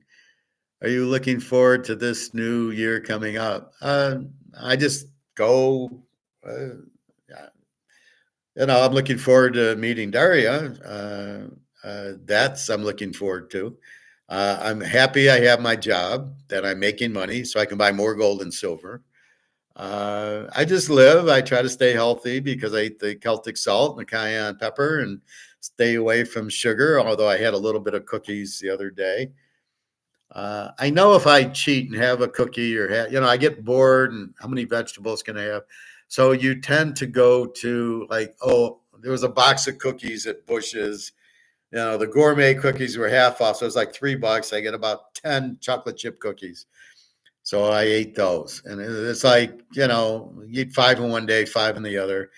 And that's what you do. And you just stay, that's your little treat. Or I get an ice cream or something. And that's it. Tonight, I think I'm going to meet Alyssa at Mongolian barbecue. I like going there. You get the bowl and they cook it for you. And it's a lot of chicken and a lot of vegetables and a little bit of steak. So I enjoy it. It's like $17 and it's fine. It's a good portion. And when you look at other restaurants, you go to Big Boys now, it's $15. And you go to Chinese, it's $20 for just chicken and broccoli. Well, I got broccoli at home. I can just, I don't cook it. I cook it in my omelets, but I think broccoli and cauliflower, I think you put it and you boil it up and season it and eat it like that. But I eat it, I'll eat it in my salads. But I look forward to, seeing what's up. I don't know, I'm always curious. I always like meeting people at the pool, at work. You just we'll see how work goes. I don't know how long I'll be there. I don't know how long they'll be in business. I know what's happening in the world. I know the money is worthless. I go to my management and going, how much gold do we own? Because if you don't have gold, we're not going to be in business much longer. Like if you think the dollar, that's what amazes me is these people, the CFOs, these people running these companies are so clueless about gold. Well, we got all this money. How much do you have in gold? Wake the fuck up. Your money's worthless. get into gold. It just blows my mind how stupid these guys are. Um, so anyway, yeah, I mean, I always, look forward to my birthdays in March and spring and all that. So life just keeps going on, and you just stay healthy, and then you stay healthy financial and buy as much gold. My goal now is to get to 100 ounces of gold. Actually, my goal is to get to a ton, but I don't think that's a goal you can achieve. That's 32,000 ounces. And I'm trying to get to, I'm trying to get to 100, right? Um, so we will see, but don't know.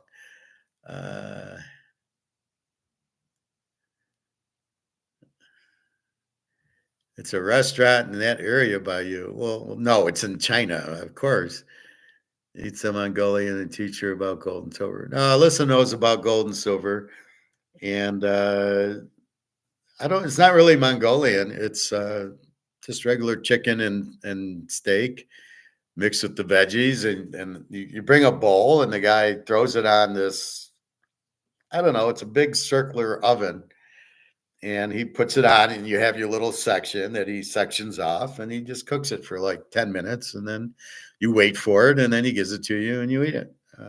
I've been putting a lot of cayenne pepper on it, and it makes it too hot, so I got to be careful with my cayenne pepper.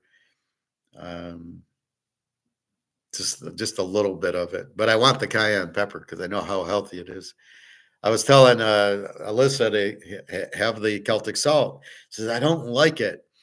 I don't like the taste of it. I go, you're not eating it for the taste. Just like dark chocolate. You don't eat you never take medicine because you like the taste. You're taking it to get healthy. I says, eat the cayenne pepper. It'll keep you in the Celtic salt. It'll keep you healthy. That's the point of it. So anyway, I've been putting on my head I don't like this. I'm trying to the doctor Barbara O'Neill said you can grow your hair back. Do I believe it? I don't know, but I'll try it. So you mix coconut oil with castor oil. So I mix it together, and then I just rub it on my head. And I do notice it's a lot like there's a lot more hair there. It's just light right now. And then the bald spot back here, it's not bald. I can feel hair there. So it is growing hair. It'll probably take a month or so, but I'll put it on after swim because I don't want to put it on now and then I go swimming.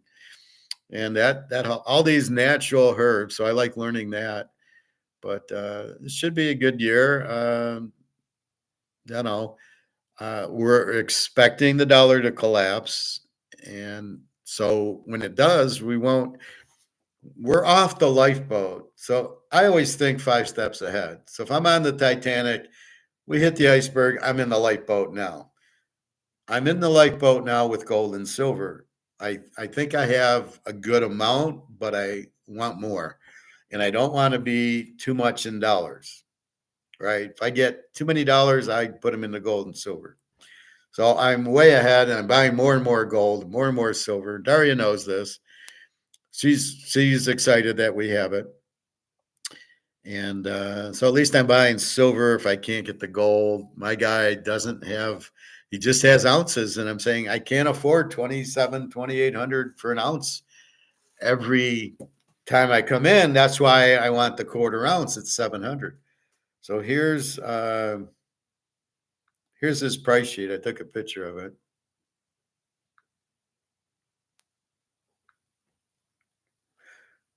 So this is I think Fridays.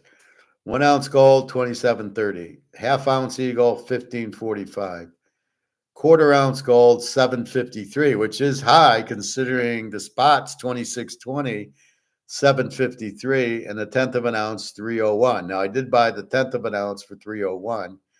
I was looking for some quarter ounce. It's easier for me to spend 7.53 than 27.30. Now I got a lot of ounces. And yes, if you multiply a quarter ounce times 4, that's 3,000. But on the other hand, if you're selling it, you also get the 3,000. Then he had a Cougaran for $26.90 versus $27.30. He's got the Maple Leaf, which he did have, $27.05 versus $27.30. And a gold bar 26. So you can see why I buy the Cougaran or the Maple Leaf instead of the Eagle. For $26.90 to buy the Cougaran, I say $40, but what am I buying? An ounce of gold. So if you're going to give it to me for $40 cheaper, I'll be happy to take it. Silver, he was $31.50 for the rounds, but I got the 2-ounce Maple Leafs. I shouldn't have paid $31.50. I should have paid more.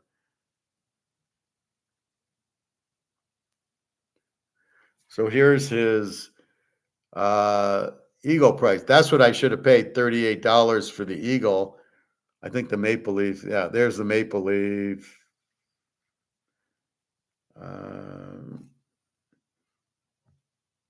He has silver bullets for $42. Anyway, I don't see that. So he's 38 for the Eagle. I don't know what the CC 39 is. The 20 box, he sells the 20-ounce tube, the white tube I showed you, $760.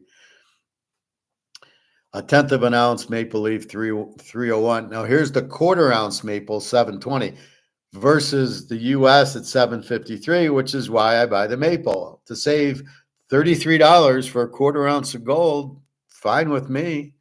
A half ounce, $14.41 versus $15.45. What does this mean as an economist? Well, it's the demand. The demand is higher for the U.S. gold than the Maple Leaf gold. I have no idea why. It makes no sense. An ounce of gold or a half ounce of gold is gold. You're buying gold. It doesn't matter if it's got a Maple Leaf on it or a fucking Eagle. Then we got into silver, the Rolla 20, $630. 5-ounce bar, $157. A 1-ounce bullet, $42. These are actual bullets. So if you have a vampire around you and you need bullets, he'll sell it to you. And I don't see the 2-ounce roll on here. Anyway, so that was his prices. So I took a picture of that because I like to know what's going on. Then, if you have Beanie Babies, which everybody had Beanie Babies, and everybody thinks they're worthless, they're not. I gave some beanies to Alyssa to give to her kids. And they're not worth anything, right? Wrong. There's a bunch of errors on the beanies, like Magic the Dragon, 1993, 94, 95. And they're worth $5, except the ones with errors. They're worth $300-$400. What's the error? Well, if you look on the tag, on the tush tag, it says PVC. They're supposed to say PE. These are going for like $400 or $500 if it says PVC. Now these are you can see 1995 tie, and then the PVC. So if you look, probably most of these are errors.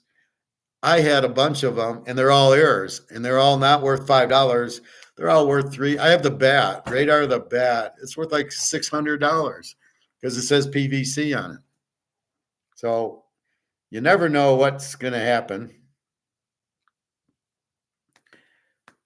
with your collectibles. Again, you want things, there's demand and that there's low supply. So if it's an error, there's low supply, but the demand for beanies has always been there, but everybody thinks they're worthless, like baseball cards. Everybody thinks, this is worthless, but if it's a PSA 10 or the Montana card, it's worthless, baseball card. I paid $100 for my Montana rookie. Oh, wait, a PSA 10 is $100,000. Yeah, maybe baseball cards, again, but it's got to be the PSA 10 because they're very limited. So you have high demand, very low supply, creates a high price. So that's lesson learned. Now, you've got to understand if it's low supply and high demand. Are these low in supply? No, not when you print 150 trillion. Are they high in demand? Absolutely not. They were because you were forced to. They weren't high in demand because you wanted them. They were high in demand because you had to get them to buy oil, but not anymore. And now that the petrodollar is gone, you don't need them for oil. And as you can see, Russia and China are paying directly. Well, Russia doesn't need to because they got oil, but China's going to Saudi Arabia for their oil and paying in yuan, even though they're broke. The yuan, the ruble, the yen, all these currencies are worthless, just like ours. So the only currency that'll be worth something is it's got to be backed by gold, which goes into all the currencies now are worthless. They're not backed by anything. It's just monopoly money. And the quicker you understand that, the quicker you get off the boat onto the light boat. The light boat's gold and silver. So that's what you try to understand.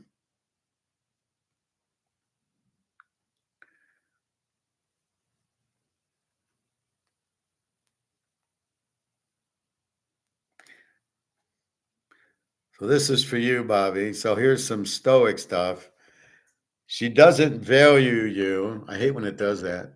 She doesn't value you. Four behaviors of a woman who doesn't value you, Stoic. Now, I'm not going to get into each of those, but that's kind of what it is. Here's a new Egon one. Let's listen. Central banks here are taking a different view. Their view now on gold is that 2019, only 5 years ago, 15% of central banks saw it as a strategic asset, and now it's 71%. That is remarkable and a very important point to note. And this is why gold is going to go up by multiples once they start shifting from dollar reserves to save gold that they can store at home and not with US banks. I think we're in for now exponential moves in debts, in currency moves, and also in gold prices. Very few people understand exponential move. This is an example. This is what Hemingway calls how do you go bankrupt first, gradually, and then suddenly. And that's what happens in exponential moves. Central banks here are taking it. So what he's saying in the exponential move is gold's going to go from 2,700 to 10,000. That's what exponential means. It's not going to just kind of walk up. It's going to go boom. They'll reprice it and it'll go up. So that's why we don't really care that it's 2,700 or 2,600, whatever it is now. Why are we comfortable with gold? Because we see the demand. As he said, 71% of the central banks are now buying it, where it was 20%. That's demand. When you have a demand for something, the price goes up. Not because the market, it's not alligator going, well, it's not gold going up, it's the value of the dollar going down, not gold going up. And this is where he's full of shit. This is coming from a stockbroker, not an economist. In my world, it's the value of the demand makes the value go up, not the dollar going down. Because as I showed you, why is gold going down today when the dollar's going down? It should go up, right? And then why is silver not moving at all? If in his world it's the dollar going down, then silver should be going up, but it's not because it's price fixed by the derivatives, JP Morgan and the boys. That's what you need to know. But so you say, well, it's not going anywhere. I shouldn't buy it. But then you realize, wait a minute, the demand's huge. China, India, Russia are buying silver like it's water, and they're buying gold like it's water. And all the central banks in the BRICS countries are buying gold. So therefore, the price will go through the. How much longer can they keep the finger in the dike of gold and silver price? How much longer can COMEX keep the price down? And that's where it's going to be a problem. They might think they can, but they can't. They're all going to lose their ass because the price is going to go and they're going to lose all their derivatives. All they're doing is trying to get out of their derivatives. All their options that have expired, they're fucked. And so the only way to get out of it is to lower the price with derivatives. That's what it's about. It's getting out of their derivatives that have expired. That's going to cost them $1 trillion. And the banks, it's like we're losing a football game and well, let's call timeouts. Well, you're still going to lose the game. Like, hello, McFly, what the fuck?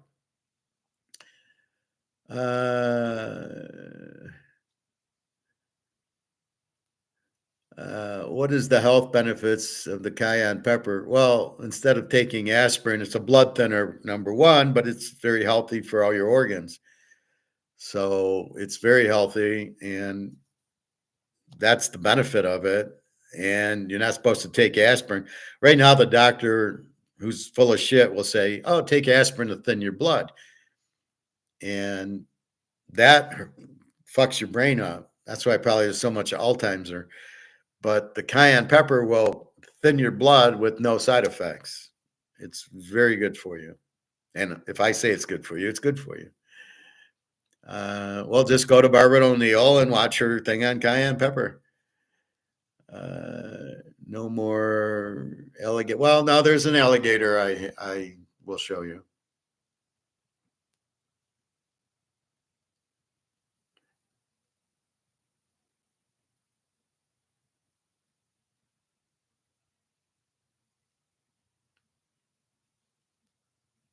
I started to watch this guy, but I'm not going to get into him. German economic collapse. So Germany's went bankrupt, as Italy, France, and the UK have.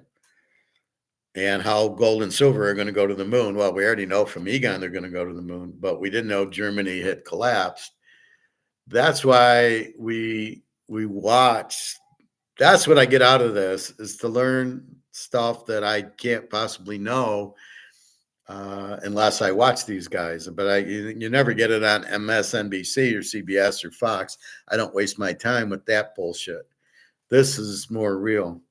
Here's one for you, Bobby. Outsmart any woman by doing this. How to outsmart her by playing games with. How to outsmart any woman playing games with you. So the women will play games with you, and they'll like, not talking. Like I'd be like, why isn't Daria talking to me? I don't know if she was playing games. She was just busy. I don't think she plays games with me. I think she realizes what she has, and she's holding on to me. And the last thing she wants to do is piss me off or play games.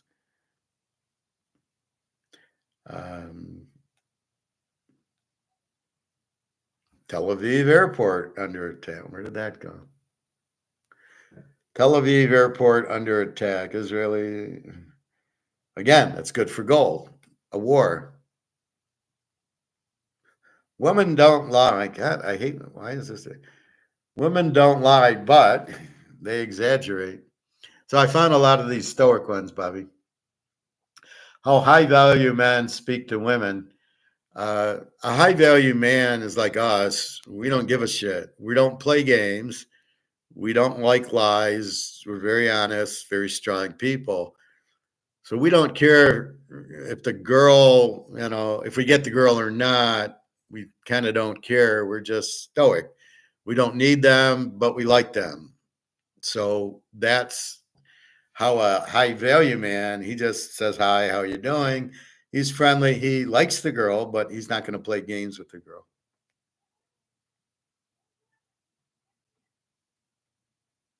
And that's Barbara O'Neill with the cayenne pepper. So go to her.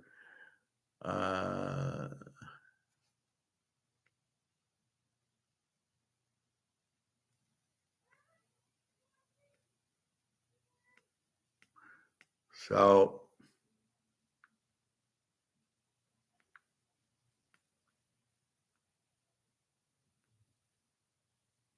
here's another. The world is past, and sadly, it will not be a happy ending to this. And that's why we come back to gold. Of course, I hate being a prophet of gloom and doom. I'm not a pessimist. I'm not a gold bag. But I'm a gold bag. Times today, when risk is greater than ever, gold is one of the few ways that you can protect yourself. And that's why physical gold stored securely outside the banking system in a vault like this is the best way to preserve your wealth.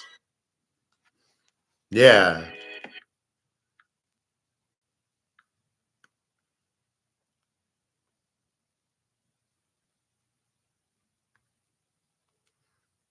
So I was watching this one on Bitcoin, why the U.S. government plans to use Bitcoin. And they say, well, they want to sell their gold for the Bitcoin. Apparently they have gold notes, which I've never seen before. And they're saying, well, we'll just sell these gold notes to buy the Bitcoin. They want to buy all this Bitcoin. Well, it's worthless. Another government with their head up their ass. Shanghai middle class ruined. Homes dropped from 400,000 to 50,000. And that's going to happen to a movie theater near you. That's what's coming. This is not deflation. This is people can't afford them and they don't have the money. And without money, you can't buy houses that are expensive with paper money. So in gold, you're fine. And that's what I keep telling Luke.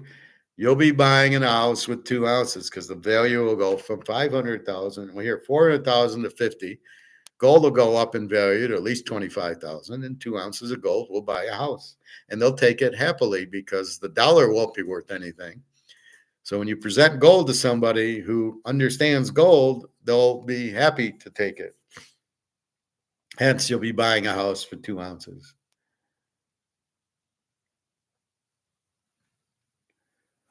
A couple more Egons. What happened in 2006-9 will come back, but a lot worse. And we have never had a situation in history when every single major economy is bankrupt. Japan, China, Europe, as we know. I won't go into the details, but in every country, as I said, the situation is so dire that countries should have sunk already. So Europe, the US is a totally bankrupt nation, only surviving because of the dollar still being the reserve currency of the world. That is not going to last long. When the dollar goes, the system will go. The next area, also emerging markets, the same thing. They're borrowed so much money. Western Central Bank. Now, I don't believe it's because we are the reserve currency. I don't think that has anything to do with it. You print your money to zero. You print your money to zero. You fucked up.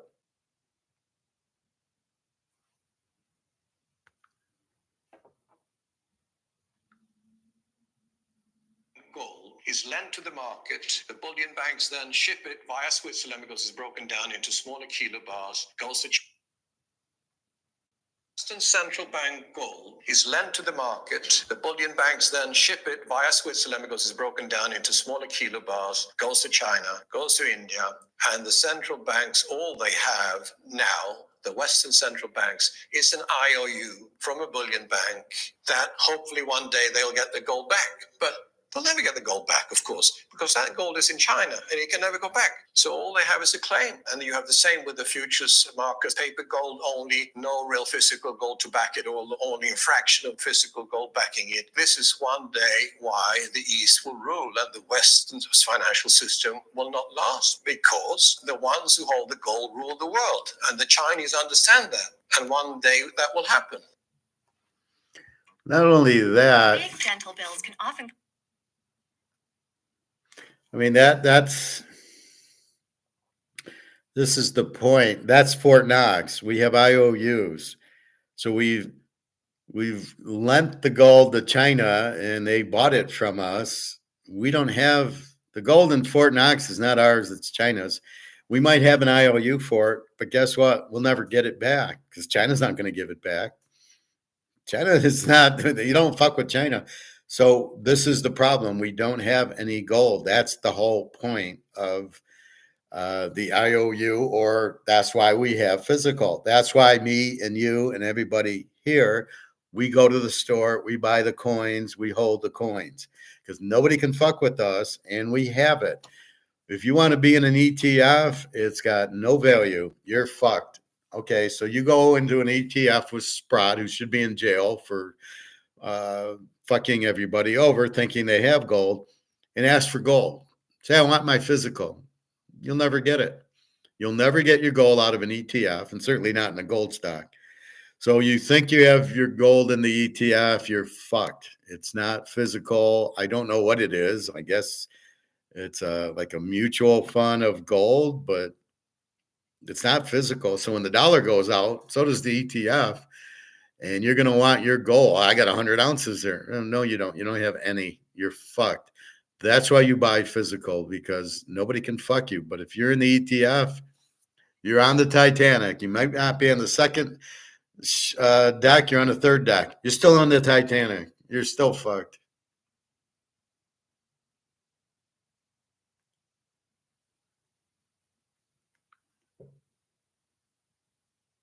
Governments and central banks have this wonderful instrument today that people still think is real money, which is actually just issuing paper. Paper gold, paper silver, and they just dump that to the market. And some buyers just absorb that. One day, the holders of paper gold will realize that they will never get delivery because there ain't any gold to deliver against it. And they will sit there with a piece of paper, and whether it's COMEX or the bullion banks, all the people dealing gold, they will default. That time, there just won't be any gold available, and the gold price obviously shoots straight up, and it will be very hard to buy gold. Hi, I'm Barbara. And that's the bottom line, Mr. Coldstone.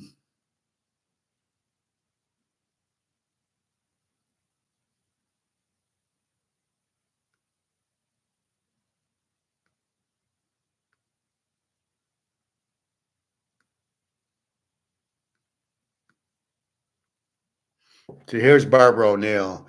This fixes your brain fast. Now I haven't watched this one. They don't. I love how she says they don't want you to know. See, all the doctors will want you into drugs, and then she says whatever this is, which I don't know what it is, but she's got a lot of videos like that, and that's where I got the cayenne pepper, the Celtic salt, and all that stuff. So it's never me just pretending I'm a doctor. Now it is me in economics and gold. That's me. Football, it's all me. But when I see like her or our other guy, I'm just repeating what I'm learning. So you can learn the health, but that I'm helping you like with the cayenne pepper. That's not me. I'm not a doctor. I'm not saying cayenne pepper, but she is. And I'm relaying what she said because you don't have time, but I do because I'm interested in stuff like that. I showed you this one with Egon and Grant Williams. There was one with Alligator.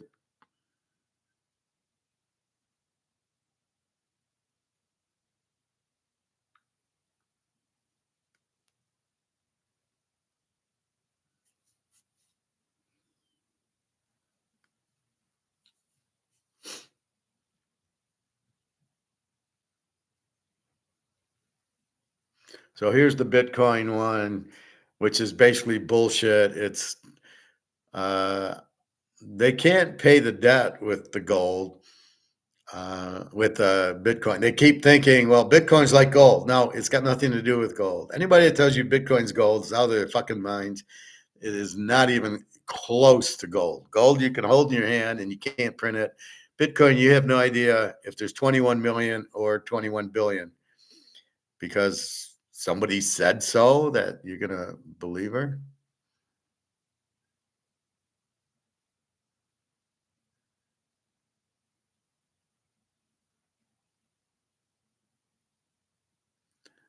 Let's see.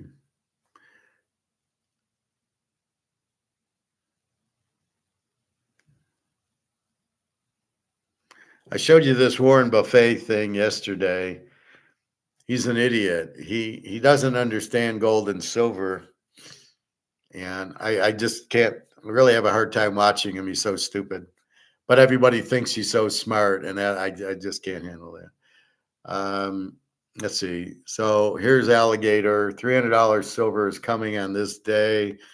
Never really says the day, but let's take a grandma. look. You won't believe what she does. This is your mom? No, she's her grandma. Currency trends and global economic developments. Implications of what you're saying is that the market is getting less liquid. Significantly so. And there is another aspect I've noticed on COMEX, and that is that the mining guy, the mines, they're not hedging it. They're not hedging forward production as much as they have done in the past. And this, of course, throws the onus on the swaps, who are the other side of it. And, unless they've actually got physical sort of tucked away somewhere, they can't actually cut their short positions down at all. I mean, it's just stubbornly refusing to go lower. So it's a tricky thing. And I think what we're seeing, to develop what you were saying about which sort of implies that liquidity is drying up in the futures markets. What we're beginning to see, I think, is a bear squeeze on the system, and that has got interesting implications. I think, the root of all this basically is that this gold is just still disappearing from here and going into firm Asian hands.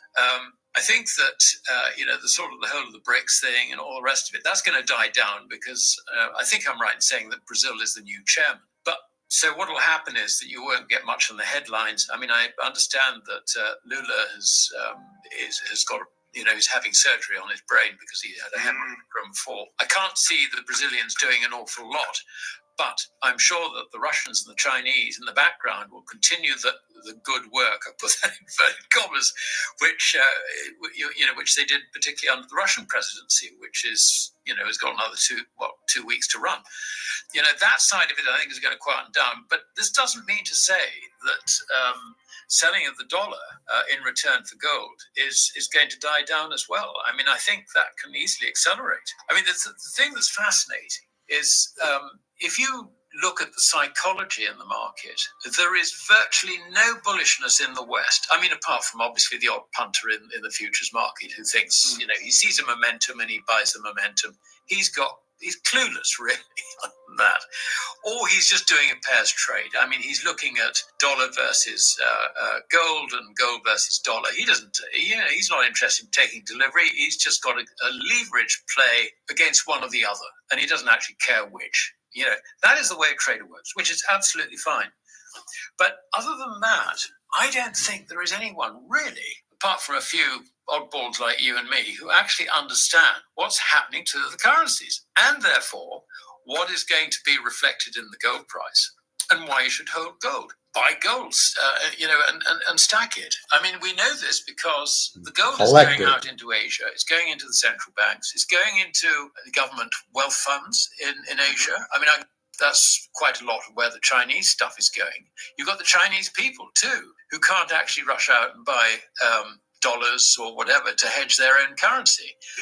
And interest rates are tending to drift lower in China as a matter of policy. So, everywhere there's gold accounts, and you've got gold accounts in Russia as well. You can open a gold account at the bank. But the thing is that these guys actually cover their positions.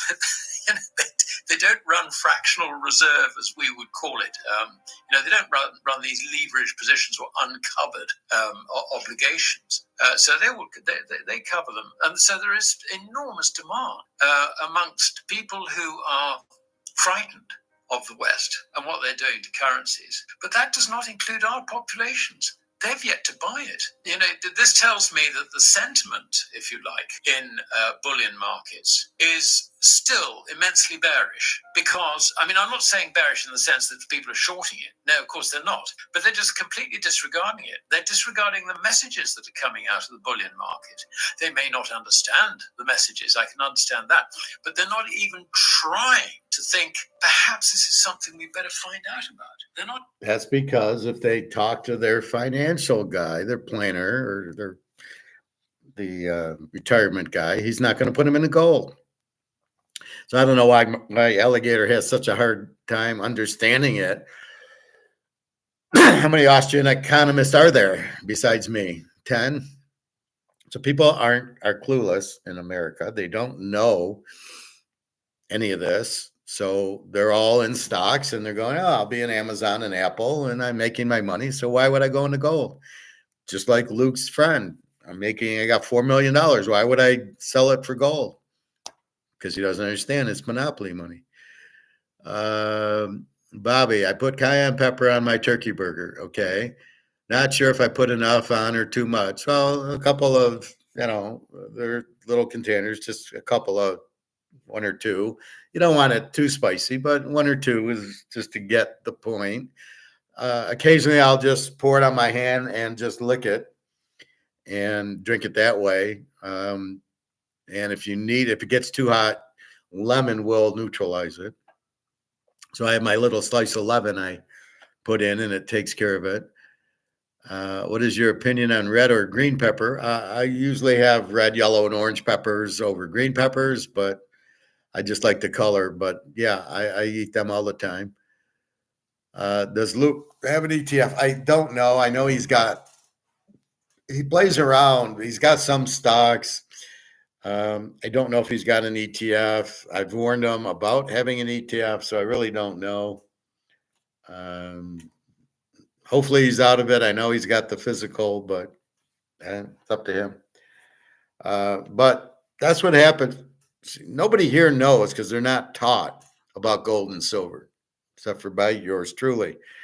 And so you can't understand the concept. What you do is look at the price and you go, that's 26. Look, it's down $20 today. Why would I buy it? Because you don't understand why it's down. It's not down because people are selling. It's down because of the derivatives. JP Morgan is selling. That's lowering the price. That's why it's down. And so that's where you've got to be very, it's not a stock, but you've got to understand manipulation. If it's being manipulated down, you've got to understand that, which nobody does except for us. So it's being pushed down so they can get out of their options, not because of no demand. But you don't see it go because it's all derivatives, but it's about to blow up with COMEX, and the demand for gold and silver are through the roof. So you're buying it very cheap, which is good, and then let it go, and then it'll go up. Versus the Titanic, like, well, we hit an iceberg, the water's coming in. Do you think it's going to sink? Well, that would have been my first, and as soon as it happened, I'd have ran to the lifeboat, said, get me on this lifeboat. That'd have been the first thing I would have done, because you can think ahead. Well, if you got to think COMEX is going to blow up, and because of the BRICS and everybody buying gold and the BRICS central banks, then you obviously have to sit there and go, oh, okay, this is what's happening. All right, a little more of alligator. The dynamics of the gold and silver markets are undergoing profound shifts, driven by a complex interplay of dwindling liquidity, shifting geopolitics, and evolving consumer sentiment. For investors looking to safeguard their wealth or profit from these changes, the key lies in understanding the underlying trends. One of the most pressing issues is the drying up of liquidity in the futures market for gold and silver. Historically, mining companies hedge their production by selling futures contracts to lock in prices. However, as Alistair McLeod points out, Alligator. this practice is becoming less common. Just when I thought about moving out of Michigan, they finally do something that I love. If you live in a Michigan... Shut the fuck Many up. miners are choosing not to hedge, Hate those commercials. preferring to ride the price appreciation of precious metals. This shift places a greater burden on swaps, the entities on the other side of these trades. Without sufficient hedging from miners, swaps have limited flexibility to reduce their short positions, leaving them exposed. This imbalance is contributing to a broader liquidity crunch in the futures market. The implications are profound. As liquidity diminishes, price volatility increases. We are witnessing the early stages of a bear squeeze, a situation where short sellers are forced to cover their positions, driving prices higher. This is a critical moment for investors, as it sets the stage for significant price movements in the near future. Well, silver's 4 years short, so hopefully this happens soon. But they're 4 years. There's 4 years of demand pent up that they haven't covered, and the question is, can we finally make them cover their positions? That's what we're waiting on, and that's what'll push prices up. Silver should be $500 an ounce. We'll see if and when that happens, and then who's in charge of making them cover it. But I know a lot of the China and Saudi Arabia and India are going right to gold mines and silver mines to get their silver, not COMEX. I don't even know if COMEX has silver, like ounces or tons. If you're supposed to even buy from COMEX, it's just really a price setting based on derivatives going, well, I want the price to be $31, and it's 32, I'm going to short it.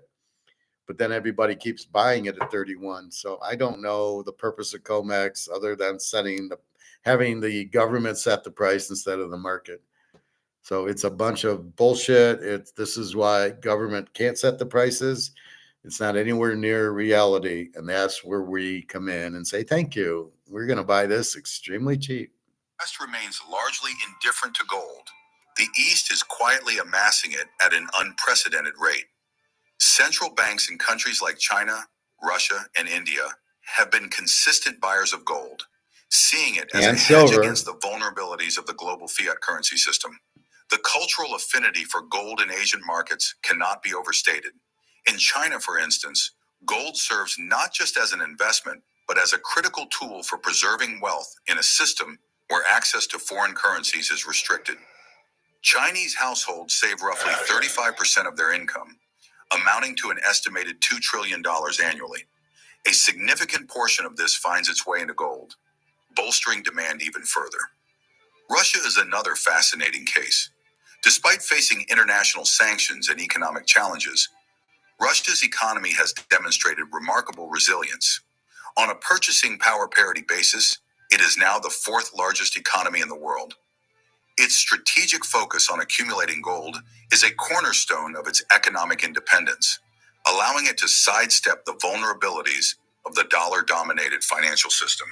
In stark So it's funny how everybody wants to have freedom and get out of the things by the gold, because nobody can fuck with you with gold. It's yours. You buy the physical, you put it in your safe, and nobody can fuck with you. And that's the problem with the dollar. The US can sanction you and raise FX and interest rates on you and kill your value of your dollar, and you're at their mercy.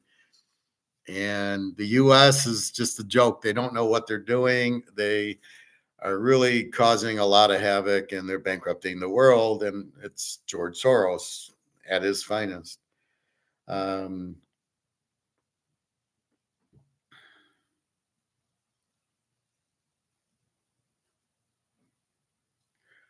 right. Well, that's enough of alligator. I mean, it's all the same. It's buy the physical and get out of the dollar. And that's what every country's doing. That's what the central banks and BRICS are doing. It's basically getting out and getting into physical. And as long as you do that, don't worry about the price. It's freedom and independence because you own it. CBDCs, they'll never work because they're the same. They're not backed by gold. Anything not backed by gold, stay away from. The gold is fine, but you don't want to really cash it in because you're a little bit afraid of what am I getting into? So you really don't want to sell your gold and take profit. It's not about that. It's not a stock. Well, I bought it at 1,700. It's 2,700. I made 1,000 an ounce on it. I have 100 ounces. I made $100,000. Great, but that's not why I bought it. I'm not buying it to sell it to make 100 grand. I'm buying it because my alternative is this going to zero. I got to get out of this before it goes to zero. I got to get off the Titanic before it sinks. That's why you're in the gold and silver. And you certainly don't want to get back on the boat. Well, the boat's sinking. Well, let me get out of that and go back on the boat. And that's what you would do if you sold your gold and silver. So you're not buying it at 1,700 to watch it go to 2,700 to sell it to make profit, because the profit you're going to make is in monopoly money, and you don't want to be in monopoly money. So you want to hold gold. You're waiting for gold back currency. And if you don't get it, you'll just stay in the dollar. And if you need to sell a little bit of gold to buy food or whatever, then that's what you do. However, the whole market will collapse because how are you going to pay your rent or your mortgage or your car payment? If the dollar is worthless, then how are you going to pay them? So that'll eventually go to zero. You won't be able to pay them. Now they might switch it, but unless they come out with gold backed currency, your mortgage will still be, there still won't be money to pay it. So keep in mind, if you have a mortgage, you're making a fortune on paying them back with worthless inflated dollars, right? So you got a $3,000 a month mortgage and you're paying them back 3,000 inflated dollars, which is maybe 300, and you win. That's why interest rates go up, because people who lend you the money are not getting the fair amount back, as in Bobby's case. Bobby should be getting $1 million, is getting maybe 10,000 for his salary each year. because some idiot put him in a 35-year plan of getting $1 million a year without understanding inflation. Bobby's now getting 10,000 a year instead of the $1 million because his guy didn't put him in gold. And Bobby would have been better getting the money up front, the 35 million, instead of now getting 10 grand a year in heavily inflated dollars. So Bobby does have the opportunity, though, to get it and turn it into gold, be Rumpelstiltskin, take it, turn it into gold, and still get $1 million worth. And then he'll make money by putting his money valued at 10,000.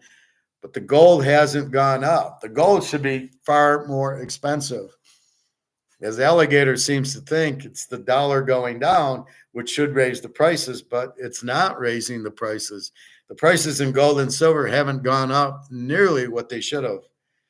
And so when the dollar, 100,000 in 1975 or 1980 versus 100,000 now, it doesn't buy you 1/10 of what it bought you then. And that's what Bobby's problem is. Wait a minute, I'm not getting $1 million. My purchasing power is maybe 10,000, if that. But Bobby, because gold and silver are waiting for you, can go and take it and turn it into gold and silver because their prices haven't gone up as much as the dollar's gone down, like Cocoa Krispies or Fruit Loops or whatever, where they went from 10 cents for a box to $5. So the gold and silver haven't gone up yet. So Bobby's still able to take that $1 million and buy a lot of gold and silver and survive because he's getting totally fucked in his pay. So I hope you fired your guy because he's a fucking idiot. And it's like you're working with the Tennessee coach or whatever you want to call it. Well, we're not sure Luke has everything. He has gold, silver, ETF. I don't know. I've talked to him about getting rid of it. He might have had it, but I told him not to be in ETFs and even the gold miners. He has some, but I've tried to say, though, you don't want to be in paper. So I'm not sure what he has now. Pedro Professor, I got one last question. Can Bitcoin hit zero in the near future? Absolutely, because it's not real. Bitcoin has no value. Now, if you have Bitcoin and you've made money on it, I would suggest you sell it if you can and get dollars if you can and go to the bank and pull the money out if you can and buy gold with it. You can easily go to zero because it's not real. There is no backing. There is no dollar value on it. There's no gold protecting it. So, of course, you can go to zero. Again, the key is their demand for it. Now, right now, people think they're going to get rich, so there is some form of demand, and nobody's selling it. But if nobody wants it, the value would go down. And if I think I saw it at $92,000, it was 105. Well, why did it go down 13,000? Oh, that's our buddies thinking of the ETF boys dumping the Bitcoin because they shorted it. So they want the price to go down. Will it go to zero soon? Probably not, but I don't know how much. You must understand when the dollar goes to zero, Bitcoin goes to zero because Bitcoin's priced in dollars and therefore it'll go to zero. Just like your house will go to zero. You got a $500,000 house and it's in dollars, it goes to zero in dollars, but it then gets priced in gold. Well, will Bitcoin get priced in gold? Who would be stupid enough to buy Bitcoin if you have gold? Gold's real money. Bitcoin's is garbage. So why would I wouldn't give you an ounce of gold for a Bitcoin. Not only that, how would you give it to me? I'm not interested in Bitcoin. It's not real. It's a Ponzi scheme. So if you tried to sell it to me, I don't have whatever I need, a wallet or an account or any of that. I don't have that. So you can't even give it to me if you wanted to. And I'm certainly not going to give you a real asset in gold for Bitcoin. So I don't know how you're going to price Bitcoin in gold. I don't know anybody that would do it, but it can go. It probably won't go soon. But when the dollar goes out, which could be very soon, so does anything priced in dollars goes to zero, because the dollar it becomes something that has no value. It's just paper, right? It's monopoly money. This is worthless. So once people realize it's worthless, what's Bitcoin going to be worth? Because nobody will want to hold this. And then they're all going to run to gold and silver, which is why that's going to go up 100 times. Well, will you run to Bitcoin? Well, what's the Bitcoin price? It's priced in dollars. It's $94,000. Well, what's the dollar worth? Oh, by the way, it's worth zero. What's the Bitcoin worth? Well, it's worth $0 because there is no dollar. It's worth a Bitcoin. What's a Bitcoin worth? Nothing, because a Bitcoin has no value because it's not real. It's digital, and everything digital is a Ponzi scheme. So it's really zero now because we know the dollar's worthless. So even if you have $100,000, what do you have? You got nothing.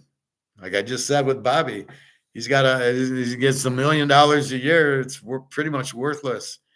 He needs to turn it into gold to get his $1 million out, because you can't hold it in dollars. You've got to understand the dollar's worthless. And that's the part that nobody wants to believe or understand. It doesn't have a value because it's not backed by anything. This is fucking toilet paper. It's all it says. It's got a 1 on it, and the government says you got to value it as $1. But look at all the prices. Steaks, $17 a pound. Did steak go up? No. Now that's where alligator does have it. It takes $17 to buy the pound of New York strip that it took you $5 to buy in the 70s or 80s, or $1 to buy. I was watching Die Hard, my favorite Christmas movie. I don't know when it is, 1980 something, and there's a scene where the police, the cop with the Twinkies, is getting gas, and the gas is 74 cents a gallon. Did the price of gas go up to now it's $3-4? Well, that's where the value of the dollar has gone down.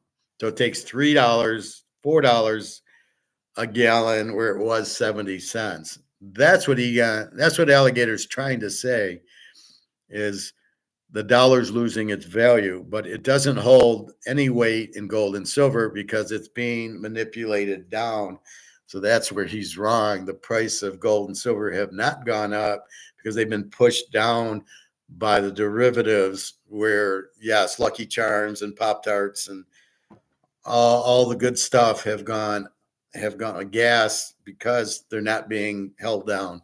Although gas, I think, is kind of held down, but that's the real point. And you can see Coca-Cola at $3 a 2-liter, used to be 59 cents. So you can see where the value of the dollars dropped. So you need more dollars to buy most goods, but not gold and silver. That's still not close. So Bitcoin is already at zero in dollars, and you've got to understand the correlation that dollars have no value, and they're kind of forced to have a value, but the value's gone down 99%. I've called it 100, but there's still a little bit, where it's still 1%. You can still buy a steak for, $17 a pound. That's the dollar going in value going down. So I would get out of Bitcoin as quickly as you can. If you made money, wonderful. Sell it if you can. Go to the bank. So if you got 100 grand in Bitcoin or more and you move it into Chase, go to the bank and say, oh, I want my 100,000, and they're not going to give it to you. I show you this China stuff where the banks will not give you all their money. We're limiting it to 5 grand. You'll never get your 100 grand out. You're fucked in Bitcoin any way you want to go with it. It can go up, but you can't get the money. And if you do sell it and move it into the bank, getting the money out of the bank will be very hard. So you're double fucked. Gold, it doesn't matter. Gold, I go back to the gold store and he gives me money. He gives me bullshit monopoly money that I don't want. That's why I hold it. But the value in gold is easy to get. It's much easier to get rid of and get something of value than it is in the dollar. Bobby, yeah, silver is still not doing anything. Gold is the only one that moves. Well, we've told you why. Because the banks can't get out of silver. They can't let silver go up. It is not because of demand. It is not because of the market. The market, silver is probably $1,000 an ounce now. You've got to understand that, and you've got to understand it's the derivatives keeping the price low, not the market. So don't worry about it. Pedro's, how's retirement treating you? I remember hitting a home run off of you. Yeah, now the Mets recently signed Juan Soto to the highest contract in sports history. Yeah, but look what they're paying him in. $765 million is monopoly money. Now, was Juan Soto smart enough to ask for it in gold? That's where these athletes need to understand he's not getting paid anything. He's getting paid in monopoly money. Pedro, do you think there are bigger people behind the scenes for Bitcoin? Bigger people like George Soros? Well, yeah, I mean, Bitcoin is Russian mafia, so Putin's behind it, but it's a Ponzi scheme. So I know this Michael Saylor buys a lot, and Trump wants to supposedly buy it, but that's stupid. It's a Russian mafia. So yeah, I mean they're behind it, but it's not real. And I would run the other way. It's like Madoff, or somebody. The Russian mafia was behind Madoff also. They paid off the SEC, so every time he got they just looked the other way. So J.P. Morgan, they sort of said something about his account with $1 billion in it, and they looked the other way. There's always somebody behind it bigger. It's always mafia, but they're not smart and they don't understand gold and silver. And the gold and silver, nobody's behind it. It's JP Morgan is keeping it down for the other people to have their dollars worth something, but it's all going to blow up because they're not smart enough. The Russian mafia should be behind the gold price, jacking that up to 100,000. Then they'd be okay. But really, it's just to pay taxes. So they're going to 1099 everybody with Bitcoin. Apparently, you thought Bitcoin, nobody knew anything. Apparently, they do know everybody who has Bitcoin, and they're going to tax you. It's capital gains tax. So yes, this is how they can generate taxes to try to pay for the debt. That's who's behind Bitcoin. It is a tax. It is not safety, and everybody knows who has it.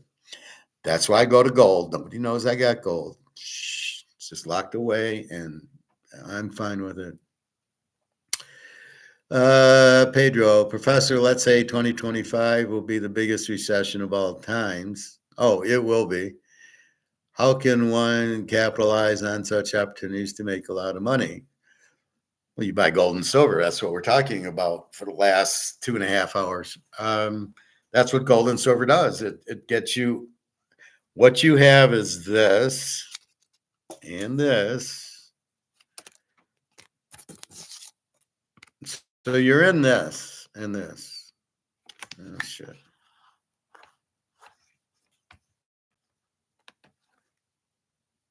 Okay. I never did that before. I'm glad I was able to figure it out.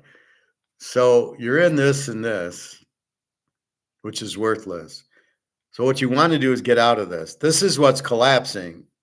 This bullshit toilet paper, right? The monopoly money.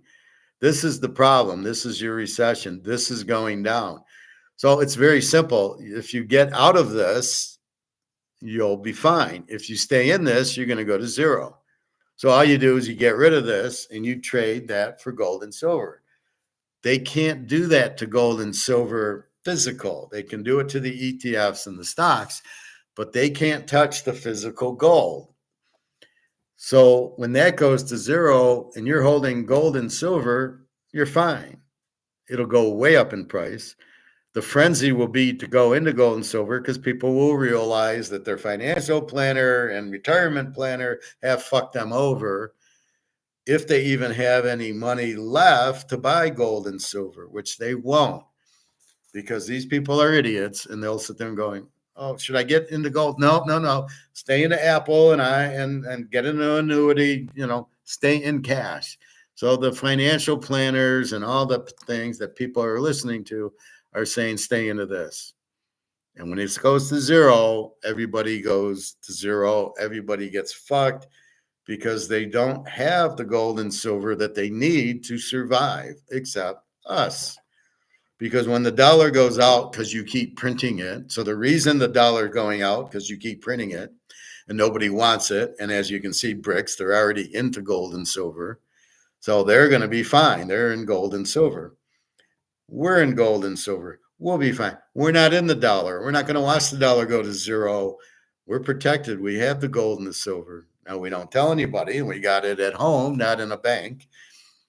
And it's in a safe and it's protected. And then when the dollar goes out, only people with money will have gold and silver. But your Warren Buffets and all your baseball players and everything else think because they have a lot of money, they're okay. They're not okay because it's all zero. Warren Buffet has $20 billion, let's say. It's in monopoly money. So when it crashes, he's worth zero because he's not smart enough to be in gold and silver. That's why I laugh at him. So go take $1 billion and buy gold just for safety reasons, but he won't do it because it just sits there. No, it's money, you idiot. And when the dollar goes out, gold will have the value. Gold will be the money, and that's where we're headed. So that is savior, as I call the savior of Rome, is the gold and silver, because that then is where everybody in the world starts going into a frenzy to buy gold and silver because they realize it's the only out. And it goes up because of demand and very low supply. Like I say, I can't even buy a quarter ounce, half ounce anymore. It's either an ounce or nothing. And I showed you what he's selling the ounce for. It's still cheap. I can still get it. I can still trade my monopoly money for gold, which I told the guy point blank. I says, my fear is that you won't take dollars for gold anymore. And he looked and he didn't really understand it. And I said, well, that's what's going to happen because the dollar is going to be worthless. Are you going to want dollars for gold? No, you shouldn't. But again, he doesn't understand. This guy runs the gold store. It's a jewelry store. And he doesn't get the dollar's worthless. Right? He doesn't understand the dollar has no value. And that's the first thing that everybody needs to realize is that's why it's going out, because they keep printing the fucking thing. And the more you print of it, the less it's worth. And you've got to print it for Social Security, Medicare, the military, and paying the interest on the $36 trillion debt, which soon will be 37 trillion and then 40. I've seen where it'll be like 50, 60 trillion. It won't, because there won't be any value in it.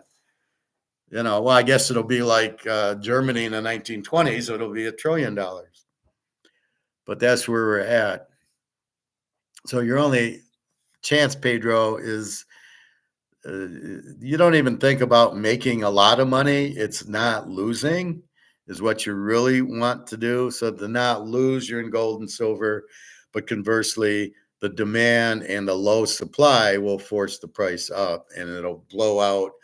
COMEX and JP Morgan won't be able to keep the finger in the dikes, and then it'll really shoot up. Now, we don't know what it'll shoot up into because the dollar won't be worth anything. So gold will have its own value. That's why I say you'll never see gold at 100,000. By the time it does that, gold will be the money, and we'll buy things. So you'll go to silver into the grocery store to buy your milk and eggs, and they'll have to change all the prices to silver, which is what the Romans did. They didn't have money. They had gold and silver. So you'd go on the Appian Way and you'd buy your milk and, your meats and all that. And that's what'll happen. So that's your best output. That's what we've been talking about for 3 years, Pedro. The recession just happened, Pedro. It's happening now.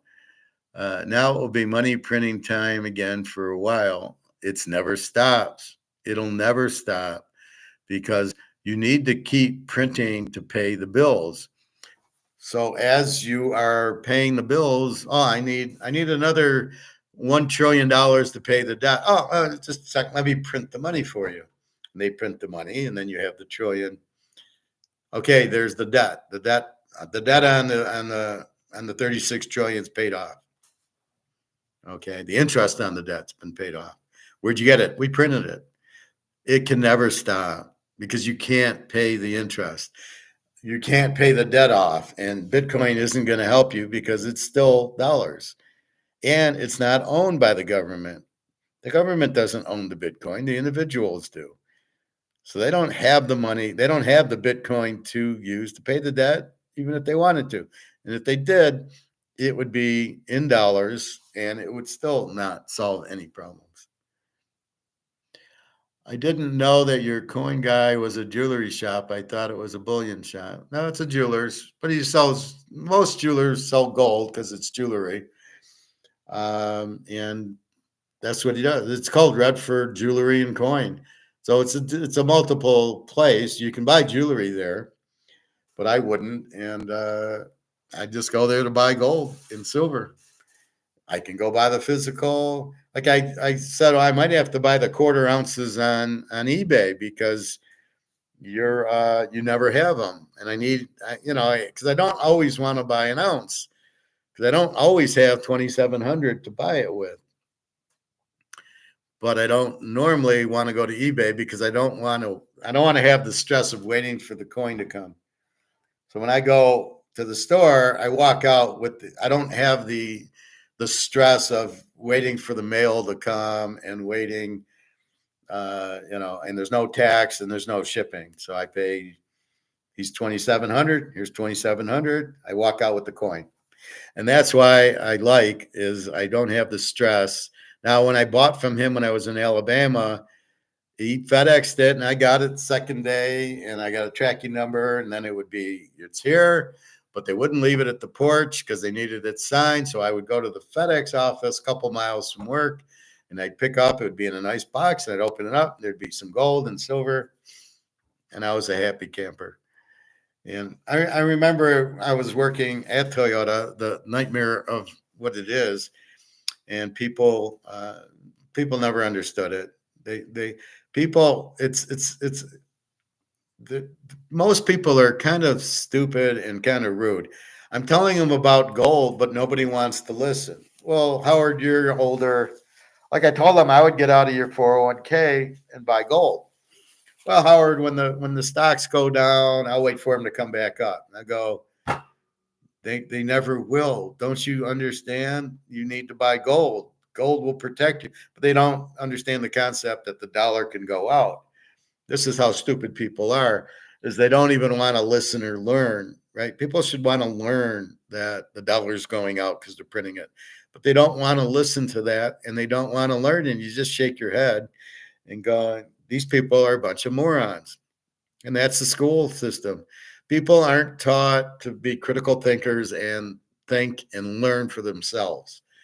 And that's the way they are. They're just dumb and clueless, and you just shake your head. And that's all you can do, and realize that most people are idiots, and they're all going to get what's coming to them because they don't want to learn. So that's what I like about this class. I know people want to learn here, so I can talk to them, and I don't have arguments. Well, why gold and why not this and why not that? Because people want to learn. That's why they come in. That's why it's a class. And then I can teach them. And I never get too many arguments or anybody not understanding what I'm teaching because I teach it at a low level, which is how you should teach. Were you close to Tuscaloosa? I have no idea. Tuscaloosa is what, Alabama?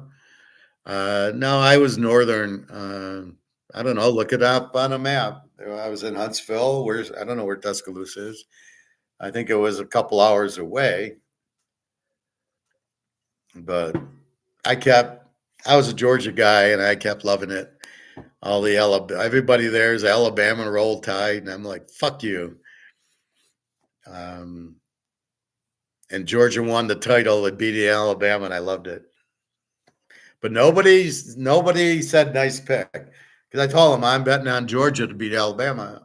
And, I think Alabama will win. Okay, Georgia wins. You'd have thought somebody would have said, "Nice pick, Howard. Wow, you're smart. You picked that." No, they're all a bunch of assholes there. This is why it's hard for me to work at a company because I'm stoic. Because when you're stoic, you're kind of your own boss. You listen to yourself. You learn from Barbara O'Neill about cayenne pepper, but you're really in charge of yourself. Like running this class, I know all about gold and silver. You're not going to teach me anything. I understand economics and inflation. You're not going to teach me anything there. And I understand everything about football. You're certainly not going to teach me anything there. So I need to be like in charge. So when I work at a Toyota, all these Japanese idiots, it's very difficult to work there because if they don't know what they're doing, I immediately shut down, as I do with Alligator or Rick Rude or Reichert or Maloney or all these gold, Andy Scheckman. I immediately give them thumbs down and turn it off because they're idiots. So it's really hard for me to listen to people who don't know what they're talking about, which is what I get. I'm at Toyota and I'm there a week and it says we need to buy silver because silver's gone. Well, I'm sure the people are buying silver. I doubt they're buying silver. They're not smart enough. Japan's bankrupt already. They're not smart enough to even have gold and silver. So I don't trust them, but I didn't like my management. So it's very hard for me to work for somebody that are idiots. And I think that's the problem with like trying to work. That's why it's hard, unless like Mercedes, I had good management.